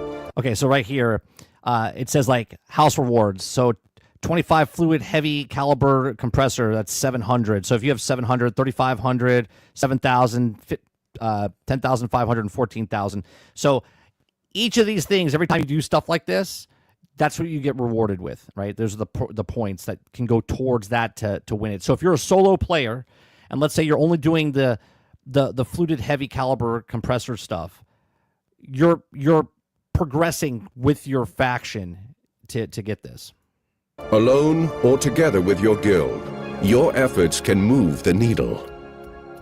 Be the first to fulfill a house requirement to not only secure their vote, but also reap their many rewards. Whether you enjoy PvE or PvP, there are many paths to victory. If you prefer the relative safety of the shield wall, there are many activities that will not put you into direct conflict with other players, while still contributing to your faction's rise to power. House Torvald wants you to eliminate sandflies. Rush in, or pick off the deserters one by one with your sniper rifle. House Rashis wants a delivery of ground cars. Join up with friends and build strongholds for large-scale production and deliver them safely to the House representative by ground or air. Large-scale production is costly and will require a lot of resources. To be able to craft certain high-tier items, you will also need the most sought-after resource of all: spice. You can buy spice from spice merchants or on the player-run exchange. And it can even be found in smaller pockets behind the shield wall. So the smaller pockets are for people like that don't want to do PvP. They get the smaller ones just to get it so you can incrementally, at least progress in the game, right? But to You could if you want to say something, you can. Oh, No? wait. All right. collect industrial quantities, you must venture into the unknown. The deep desert beckons. Here, violent Coriolis storms sweep across the vast expanse of sand, resetting the map every week, revealing new resources to mine and points of interests to explore. This ever-changing environment offers endless exploration, but also endless conflict. Each house in the Landsrad desires a specific control point in the deep desert. Seize it and hold it over time to gain their vote. Fortify it and be ready for a fight. Other players will soon come to take it from you.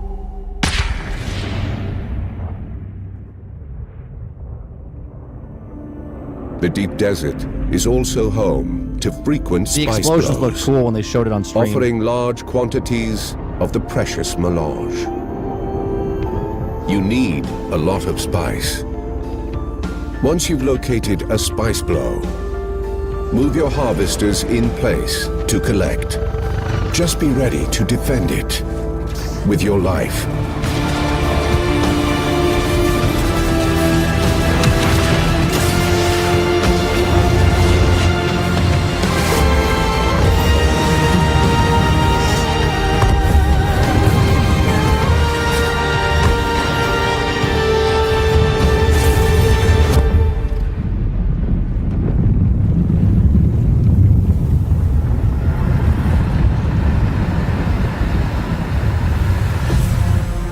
After a week of politics, manufacturing, and conflict, one side emerges victoriously. The Harkonnen have seized the Landsrad, and the leaders of the player guilds who contributed to their victory all get to vote for a decree that will impact everyone on a server belonging to that world. They choose to unlock exclusive weapon imports rights. By decree of the Landsrad Council, under the seal of His Imperial Majesty, a trade consortium has been authorized to visit Arrakis, providing Harkonnen players with exclusive access to a unique weapons vendor in Harko Village.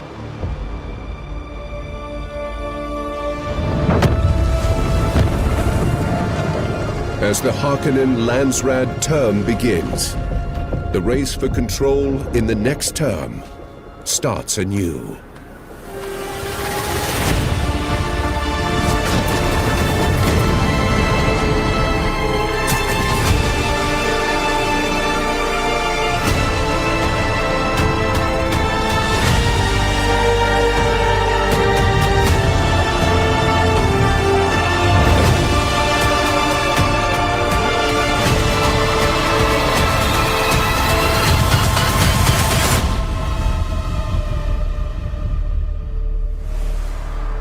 So there you go.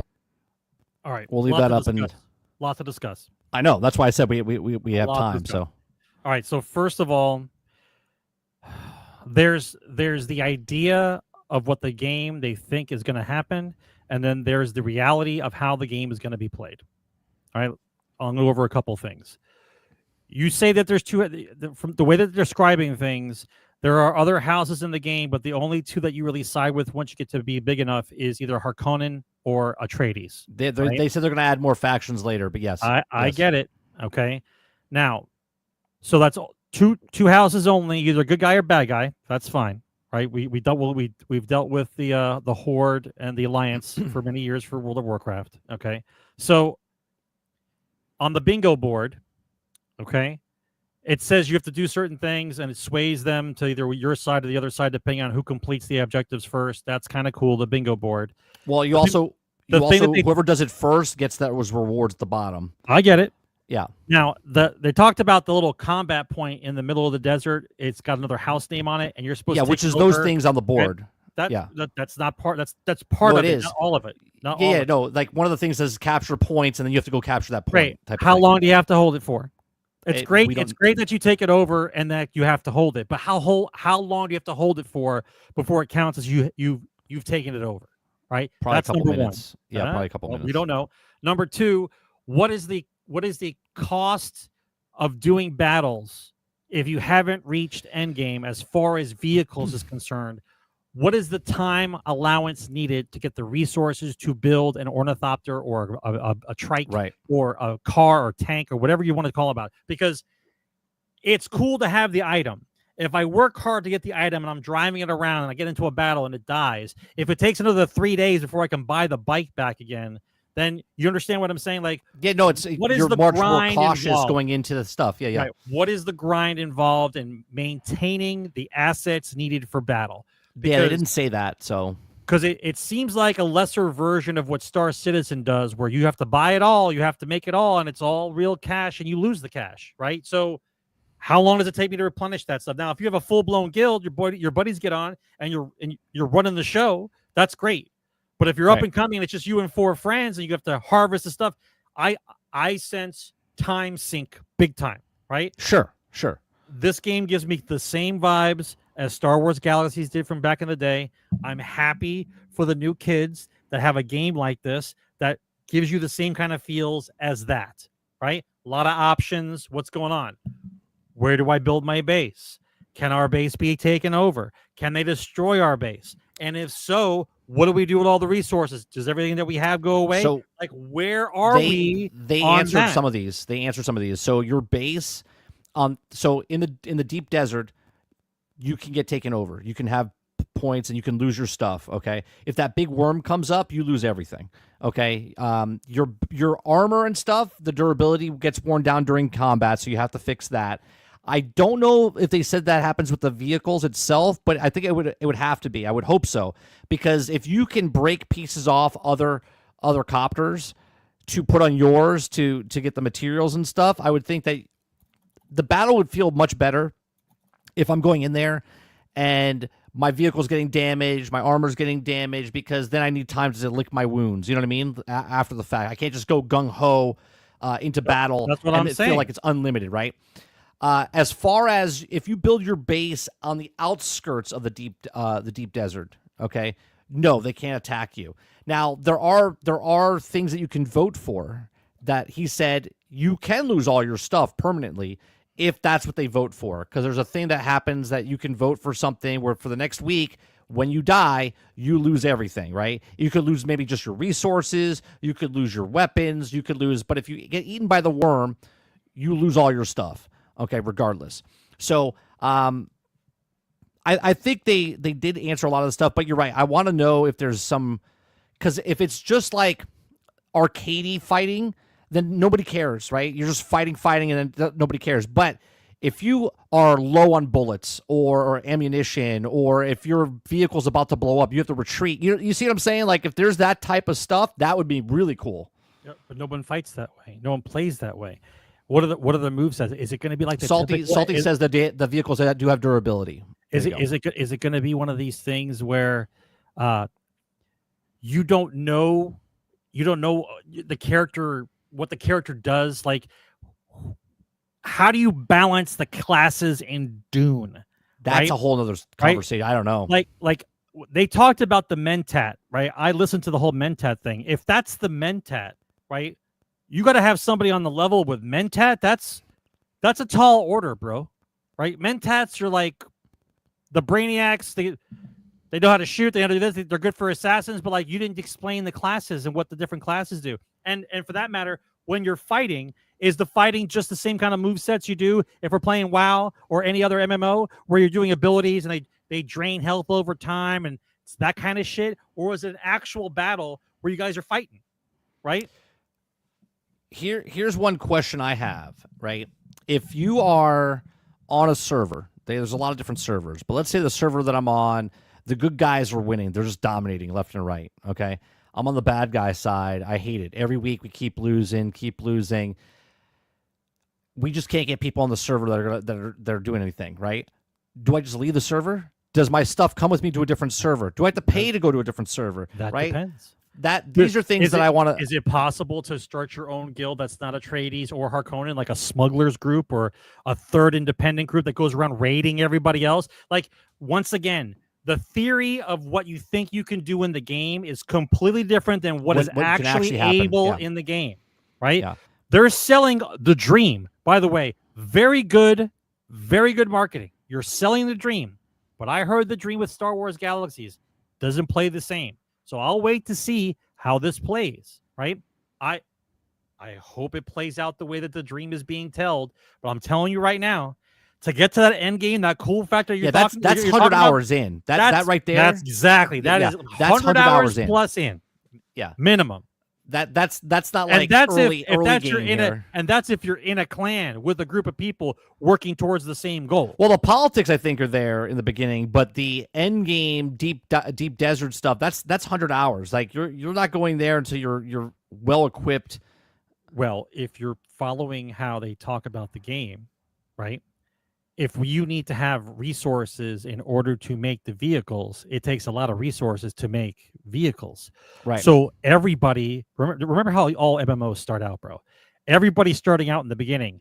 No vehicles, no trucks, no nothing. And so you're going out and picking up spice by hand. Maybe you can only carry 10 at a time or some other kind of nonsense or whatever the what's the word? The governor of leveling is on you, like how fast you can level and what you can do in the game and how you learn the game, how fast you can progress. Right? Salty says it takes 20 hours just to get the bike.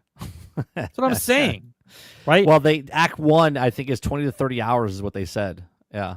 Right, and especially if you have to hunt down resources.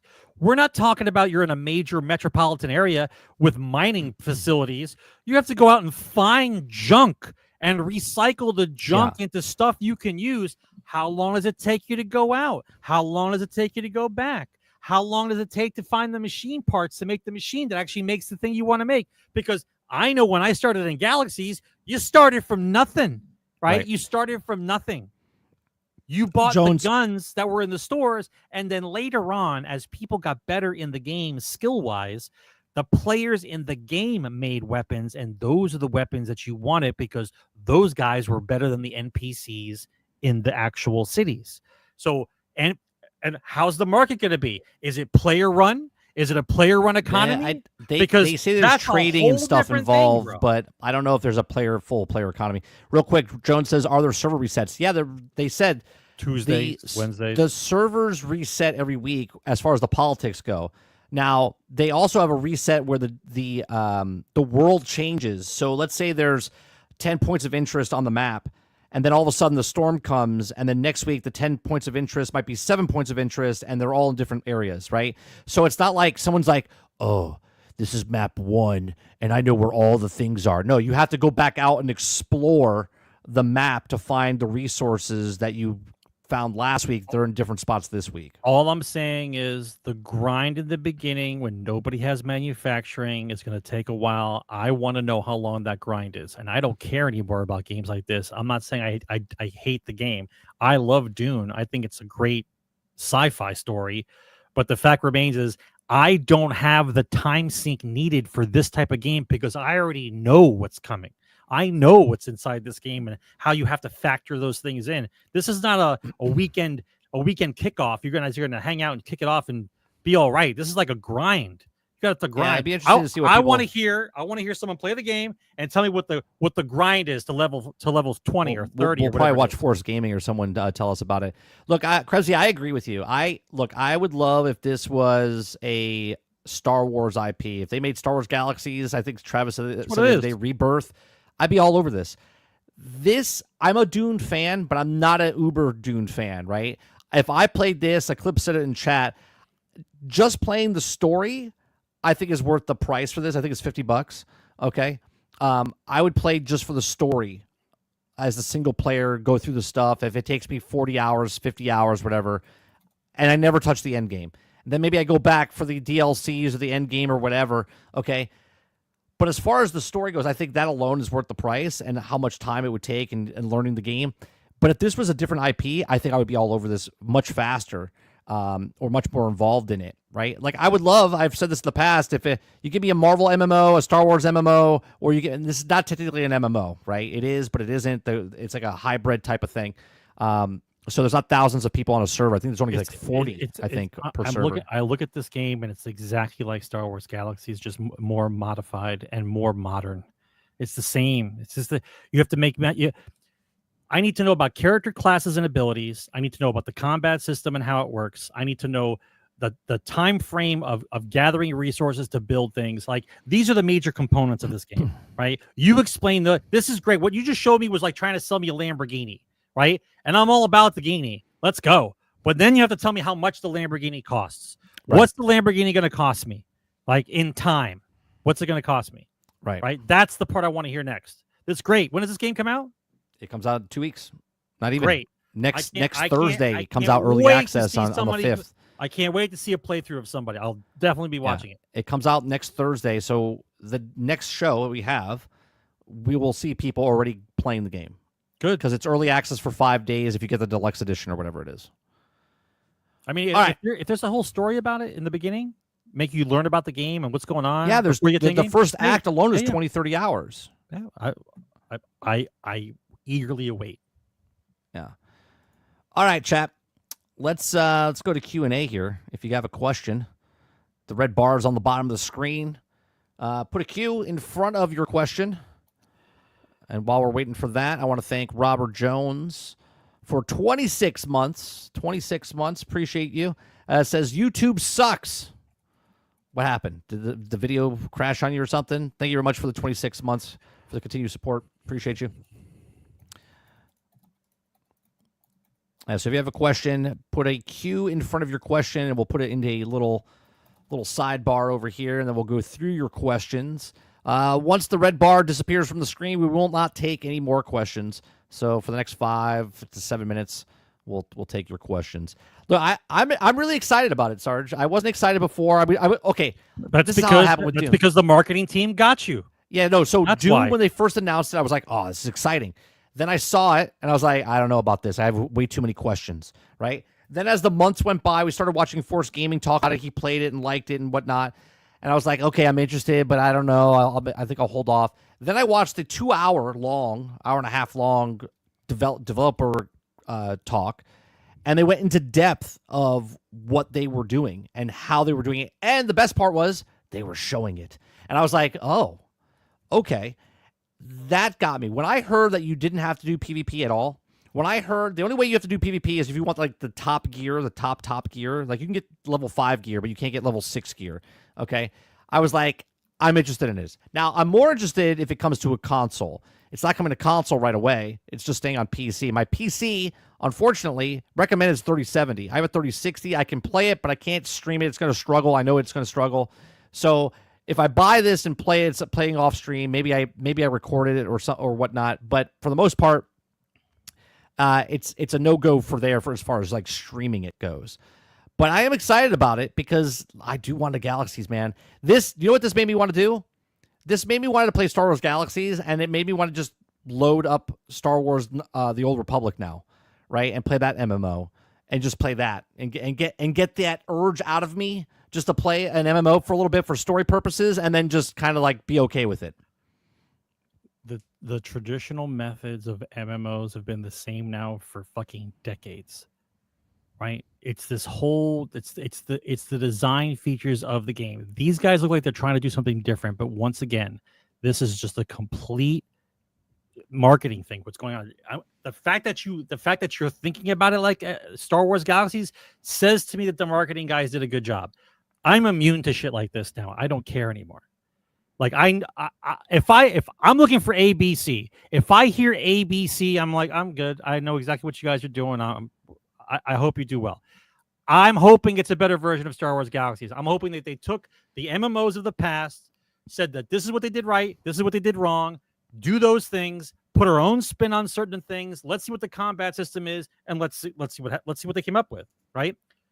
This game wouldn't even be here without the Dune movies. I got news for you. If there was no Dune movie, this game wouldn't even be here. Right? That Dune movie rekindled the ability for people to take a chance on a sci-fi thing that no one gives a shit about, because no one gave a shit. No one gave a shit about Dune forever. Are they doing a part 3? They have to do a Dune 3. Yeah, I didn't watch the second one yet, so I don't know. That's what I was going. I mean, I've seen the original. I saw the first episode, or first movie, but I didn't watch the second one yet. I said I'll just wait till they're all done and then watch it. Waterbear says I'm going to take a chance June 5th.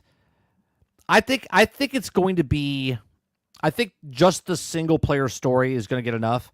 Like, for instance, Water, you know, when we got Lost Ark. Now, Lost Ark was a free to play game, but just playing through the campaign of Lost Ark was worth it for me. Like, I liked playing Lost Ark and playing through the dungeons and the stuff. And then once it got to the end game, I was like, I'm good, right? Same with the First Descendant. First Descendant, I played through the story up to the point at that point of all the story that they had, and then I put it down. I think it was worth. Obviously, these are 2 free to play games. This is a $50 game.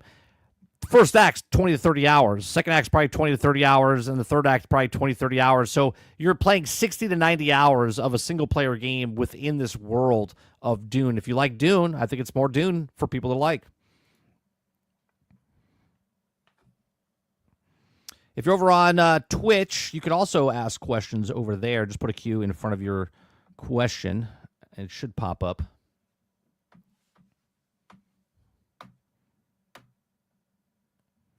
Yeah, there's a lot of stuff, man. I'm excited.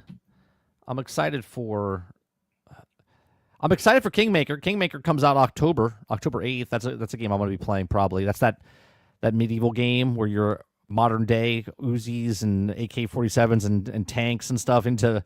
That just seems like just a fun little good time there. It's like Destruction Derby, but 2025.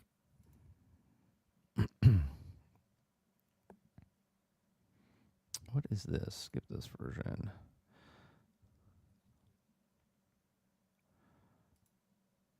That's not a question, Water. You put an A, not a Q. Q turned into an A. I was like, why is it an A? Makes sense, though. Q's above the A. Makes sense. All right, we got about 8 questions right now. And we'll start taking them. You guys can still put a couple more questions in if you want. First question. Altern says, do you believe there's a future for Marvel games that are not live service? Oh, for sure. I think so. We believe so. They don't. They don't. Yeah, they don't believe so. And it's not the devs. It's the publishers. Yeah, it's the people that run the devs. Yeah, they want live service type of game or microtransactions or something instead of just make a game, sell a game. Yeah, they can't deal. The publishers can't deal. Like, look at Indiana Jones, right? Take Indiana Jones and now turn him into a superhero and just make it a single-player game, right? Take whatever game you like. God of War, right? God of War, turn that into, I don't know. Give me a character, Daredevil, right? But God of War style type of game, right? That's all you gotta do. That's all you gotta do. Not enough, right? But they don't want to do. They don't want to think that way. They're like, no, we gotta try to make as much money. Yeah, make as much money as possible. You have 1,000 fucking characters. Each one is worth $70 of a standalone game, and then you make the next game, which is $70, and then you make the next game, which is $70. Me and Krebsy talked about this years ago, talking about the Marvel gaming universe, where you have them all connected and whatnot for the stories, just like they did for. Right? It would take years. That's why you have multiple companies doing it, where the guy who plays Spider-Man over here is the voice for Spider-Man over here. So it's the same Spider-Man, but it's just a kind of different. Who cares about the art style? It's just the stories connect, the people connect. But whatever. Okay. Next question. King Speak says, did everyone get their free copy of Tiny Tina's Wonderland from Epic? I already own it. So I own it on console. Where do you get the free copy of Tiny on the Epic Game Store? You can download Tiny Tina's Wonderland. Oh, for PC. Yeah, for PC. Yeah, for PC. Yeah. Is it crossplay? Is that game crossplay? I don't know if it's crossplay. Next question comes from Krebsy.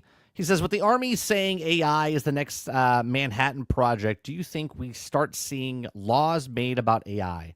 Hopefully sooner before later. Yeah. Something has to happen first. Hollywood needs to get their laws first because otherwise they're fucked. Do you know what I mean, Krebsy? Like if someone, where it says keep your hands inside the vehicle, that's because someone kept their hands outside the vehicle and they lost their hand, and then they made the rule, right? So AI rules will happen once the things that happen. So if AI comes in and someone uses it where they deep fake someone and they're like, you can't use this for this purpose anymore, and then the law will be set. So yeah, they 100% will make laws, but the thing will have to happen first before they make these laws. Yeah, the first thing that's going to happen is you're going to have some kind of prominent person beyond the internet saying nasty shit about somebody else to slander them. Is the first thing that's going to happen. And you're not going to be able to tell if it's AI or not because the people who are monkeys watch the internet, they believe everything. Right. So if they see Tom Cruise going off on Jews or whoever, then they're going to think Tom Cruise is a racist. That's what's going to happen. They're not going to think that it's an AI Tom Cruise. That's the first thing that's going to happen. Right. All right. Let me go to the next question. Next question is Dragon Pone says, what game announced for the rest of the year are you guys excited for? I'll be honest with you. This year, I haven't been looking too far in the future of what games are excited. Like the Precinct, I want to play the Mine Precinct. got delayed. What was yours? Oh, Grand Theft Auto? That's it. Yeah. Kingsmaker, I'm looking into that. The Precinct and RoboCop, the DLC that comes out, the standalone DLC. Those are like what I'm looking forward to the most. But there's probably another one that I'm not thinking of, right? But yeah, that's mine. I'm just trying to like live in the moment. Like right now, Roadcraft came out. I bought Roadcraft, playing Roadcraft, and when something else comes along that I'm interested in, then I'll pick that up. Next one, Altern says, why didn't you, John Walker, the stuck vehicle, and teleport to the base yesterday at Stuckcraft? Because I wasn't stuck.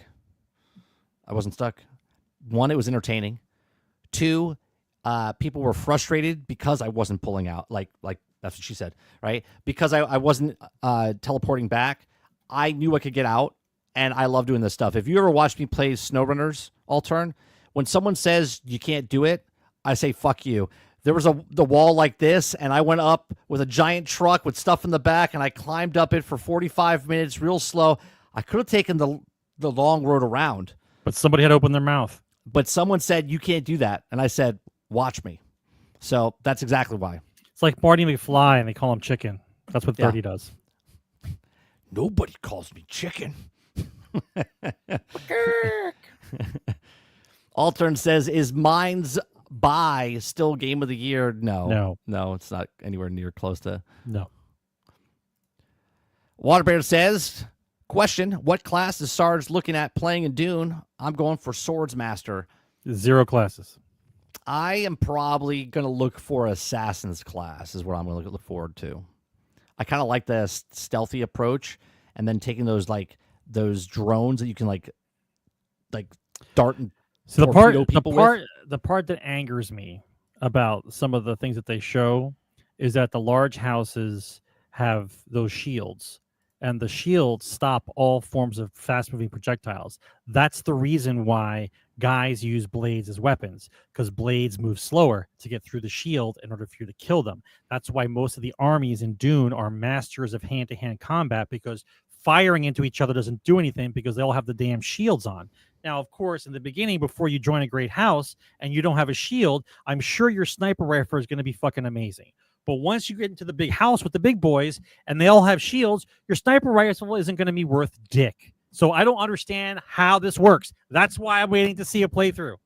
This is exactly why I want to play through. I want to look at this. Okay, next question is, Krebsy says, do you think that the shareholders like GameStop putting $500 million into Bitcoin? I want to say yes, because the shareholders want to make money. Yep. That's it. Yeah. Right? Yeah, I'm going to say yes. It's not the fact that the company makes money or not anymore. It's the fact that the company has multiple billions of dollars and they're already in a short squeeze. So eventually it's going to crumble and it's going to shoot up. It's probably going to shoot up to $1,000 and then come back down again. But the fact remains is that the fact that they bought Pay Bitcoin, me my money. the Yeah. fact that they bought Bitcoin means that that company is basically whatever Bitcoin is their value, right? And Bitcoin isn't going anywhere. So they're never going to go insolvent. So enjoy the ride. If I were you guys, I'd get 10 shares, ride or die. Buy a share a week for 10 weeks, get 10 shares of GameStop and ride or die. That's it. Have fun with it. Krebs says, do you find it funny that talk around Grand Theft Auto 6 went from it's going woke to now articles saying GTA 6 no friend to the queer community? Yes, I think it's very funny because remember that article we read, was it like a year and a half or 2 years ago? And they talked about Grand Theft Auto and they said that The writers were gone. They said this is not a good time to bring it out because, it was longer than that, is because Trump was in office and they said it was a bad time to bring it out. And then all of a sudden, then Biden got in office and they were talking about how the writers and stuff, they could change the way that Grand Theft Auto was. And now they're talking about what they're saying now. So yes, it's 100% planned that way. And this is why a lot of the articles and a lot of the journalists are full of shit. They just do it just to push the buttons and to get people to click on stuff. So I'm concerned because all the writers from the original Grand Theft Autos are all gone. So I want to see you're dealing with new writers. So if the writers are woke and you don't know about them, I don't expect the humor to be really good. So we'll see. All right, next one. How long do you think it will be before the government ditches physical cash?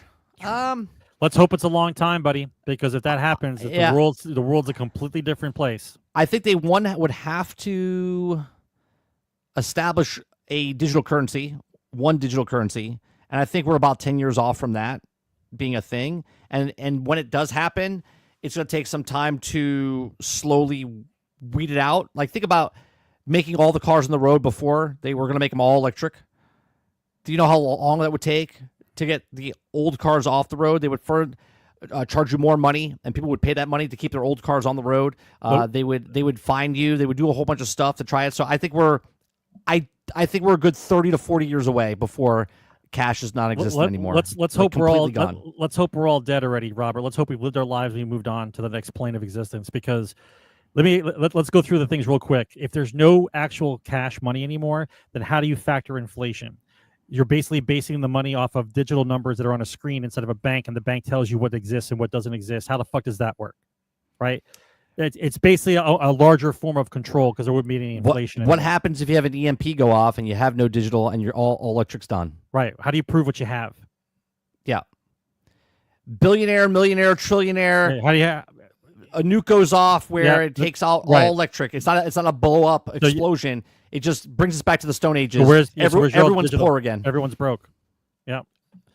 And not to mention the fact that I mean, depends on how you guys look at this stuff. A lot of books you guys can read if you guys are interested in that kind of stuff, but it's a very interesting let's put it this way. If there's a digital currency, the banks can lie up and down about how much money they actually owe. And right now a lot of banks are insolvent. So they would love to have a digital currency because they can make up the number they want. So yeah. And by the way, it's already bad enough. It's already bad enough that we're getting rid of the penny. I think we're getting rid of the penny at the end of this year, or the beginning of next year. The penny's done. No more penny. The penny costs. The penny's done, cents. which means that everything rounds up to a nickel. So think how much more money everybody makes tax wise for the government for the extra 3 cents or 4 cents. Right. So now you won't ever see the $29.99. Right. There's no more 99. Right. You would have to see the $29.90 or $29.95. Yep. Right. And then people will buy it because they think it's 5 cents cheaper. Right. Yeah. The two options they have is they want to make the penny into a different metal, and then they can actually make a penny for less than a penny. But right now the penny costs, I think, 6 cents to make, or 4 cents to make, 4 or 5 cents to make, something like that. And so it's stupid to make the penny. So that's why they're getting rid of it. So we've fucked up our economy so badly and overinflated our numbers so much for so long that the penny is not worth a penny anymore. So Yeah, it's like 12. It's worth a nickel and a dime. Right. Next question is: are you interested in the Teenage Mutant Turtle VR game? I saw it, but I didn't see it. I saw a screenshot. Nausea. I want to say no because I have a MetaQuest 2, and isn't it just for the MetaQuest 3, if I'm not mistaken? I mean, I would be nauseous. I don't think I could play it. Krebsy says, did you give your thoughts on the Harry Potter casting from this week? A lot of scenes are about to have a whole new meaning. Yeah, the casting, the worst casting is Snape, which we talked about a month and a half ago. The kids, I have no problem with any of the kids, even the girl that's playing Hermione. Yeah, she's a little darker complexion, but obviously I don't think that's a big thing. They could say they race swapped her. Okay, her she's not black, right? So she's still a white girl, right? Or white-ish girl. I think those kids are like 9, 10 years old, right? So I think they're set for life. They have a job for the next 10 years, and their whole life changes from this point forward, right? Being the next Harry Potter, Hermione, and Ron Weasley, they're basically, their lives have changed. So I don't hate the casting, what they've done. I think the kids look fine. It's amazing what makeup can do and what they can change her hair and whatnot. As far as Snape's character, it'll be interesting to see what they do with that, because taking Snape, hanging him from a tree is different meaning, like you said, when he was a white guy and then when he's a black guy hanging from a tree. You know what I mean? So it's a little different. Just a little different. Did you see the casting, Sarge? I did, and I no longer care. Yeah. I mean, I've never really been a big, huge Harry Potter fan anyway, so. I no longer care about people with lack of creativity, rebooting movies that are already done and paid, and no one cares anymore. And you're just doing it because you have to race swap. I'm done. I'm done watching it. I'm done listening to it. Well, I don't care. I did find it funny that J.K. Rowling came out just a day later after the casting of the kids and was like, I'm very happy about the casting, but hasn't said shit about the casting of Snape, right? Says zero, nothing. Well, because right? she knows she's got nowhere to go. 3 seconds after the kids she's like, what a great casting. They finally stopped picking on her because she said men are men and women are women. They finally stopped picking on her. So now if she opens her mouth again, it'll start all over again. All right, next question. Krebsy says, should people get a PlayStation 5 since they're discounted right now before they raise prices? Yeah, they're going to raise the prices, hence why they are lowering the price right now to get that last stuff out there, because that's the product that's already here. Right. The one they really can't charge extra for. They can't really charge you more, so they're trying to get that out, the old stock out, because it's been sitting on the shelves, and they want the new stock to come in, and then they're going to raise the price to $900, right? But why is it still selling on the shelves if it's so amazing? So now that the price is being raised, you think you should get it now? I mean, I don't know. People keep telling me before you didn't want it, but now you do. People keep telling me that the PlayStation 5s are selling like hotcakes, flying off shelves. I go to Costco. I'm going tomorrow. Okay, I go every 10 days. There's a pallet of PlayStation 5s, PlayStation 5 Pros, Switches, and Xboxes, and you only see like 2 or 3 missing from the little things that they have, right? So no one can tell me that consoles are flying off the shelf, because every week it's not like there's a brand new pallet, right? You can see the pallets. It's like, okay, well, they have 100 of them. All right. I mean, don't you find it amusing that people think about buying the system now that they know that it's going to go up in price, but you didn't want to buy it at the price it was at now anyway? Right. But because you know the price is going to go up now you want it? You didn't want it before. I still wouldn't buy it. Still not you buying it. You didn't want it before. What makes you want it now? Because you think you might not be able to get it? Well, isn't it weird though that the PlayStation 5 Pro just came out in last year, October, November? Yeah. And already it's on discount? It took them 3 years to lower the price the last time they had a... Isn't it weird that the system's been out for 5+ years and it's not lowered in price yet anyway? Yeah, not lowered in price, right. No one's asking any questions about that? It's fine. It's fine. Last question is, Altern says, are you ready to see famous people deepfake? All day long. I mean, how do you know you already haven't been seeing that? The faster that the deepfakes come out, the faster the laws start up, because someone's going to get pissed off. A person with a lot of money is going to get pissed off, and you're going to start calling up lawyers and judges. I can't wait. I go. have. Let's go. I did. This afternoon we watched Asmongold make the stream on like live. I thought that was the character, hilarious. It made oh no, it's Alex. I did a 1-to-over comparison. I did a short. Go check it out. Okay, where it shows oh no, it's Alex's face and the face that the computer made. I overlaid them. It's spot on. It literally made oh no, it's Alex. The fact that he typed in a bunch of stuff and it became him. Yeah, It pulled I'll be honest. I'm terrified even thinking about what's going to happen at this point. I won't believe. I mean, I'll look at a video for a long time, but I will not believe anything I see on the internet anymore. Zero. Yeah. So, all right. That's going to do it for Generation X Gaming, the weekly podcast that goes over a few of the top stories in the past week, and we rant along the way. Episode 442 is in the can. We do appreciate you very much. Hit that like button, hit that subscribe button. If you'd like to go above and beyond that, become a member as little as $5. You can also listen to us or watch us over on Spotify, iTunes, Google Play, and anywhere else a podcast is listened to. We appreciate you very much. We are done for the remainder of the week as far as live streams goes. I go live Monday through Thursday on this channel, 30NSG. If you're watching over on Twitch, we have a show over on YouTube, Daily Grind, Monday through Thursday from 10 o'clock in the morning. We do live streams in the evenings for gameplay over on Twitch and YouTube over on 30 and Still Gaming. I make music over on that you can listen to before the show starts every morning, or you can go over to 30 and Still Jamming and listen to those. All the descriptions, all the links are in the descriptions down below in our channel. Appreciate it very much. And I'll see you guys on the next one. Take care. Game on, guys. Retro meets the now and here. Gaming tales you need to hear. Laugh and shout and sometimes sneer. Memories from all those years. Console wars and secret tips. Tips and tricks from pixel trips.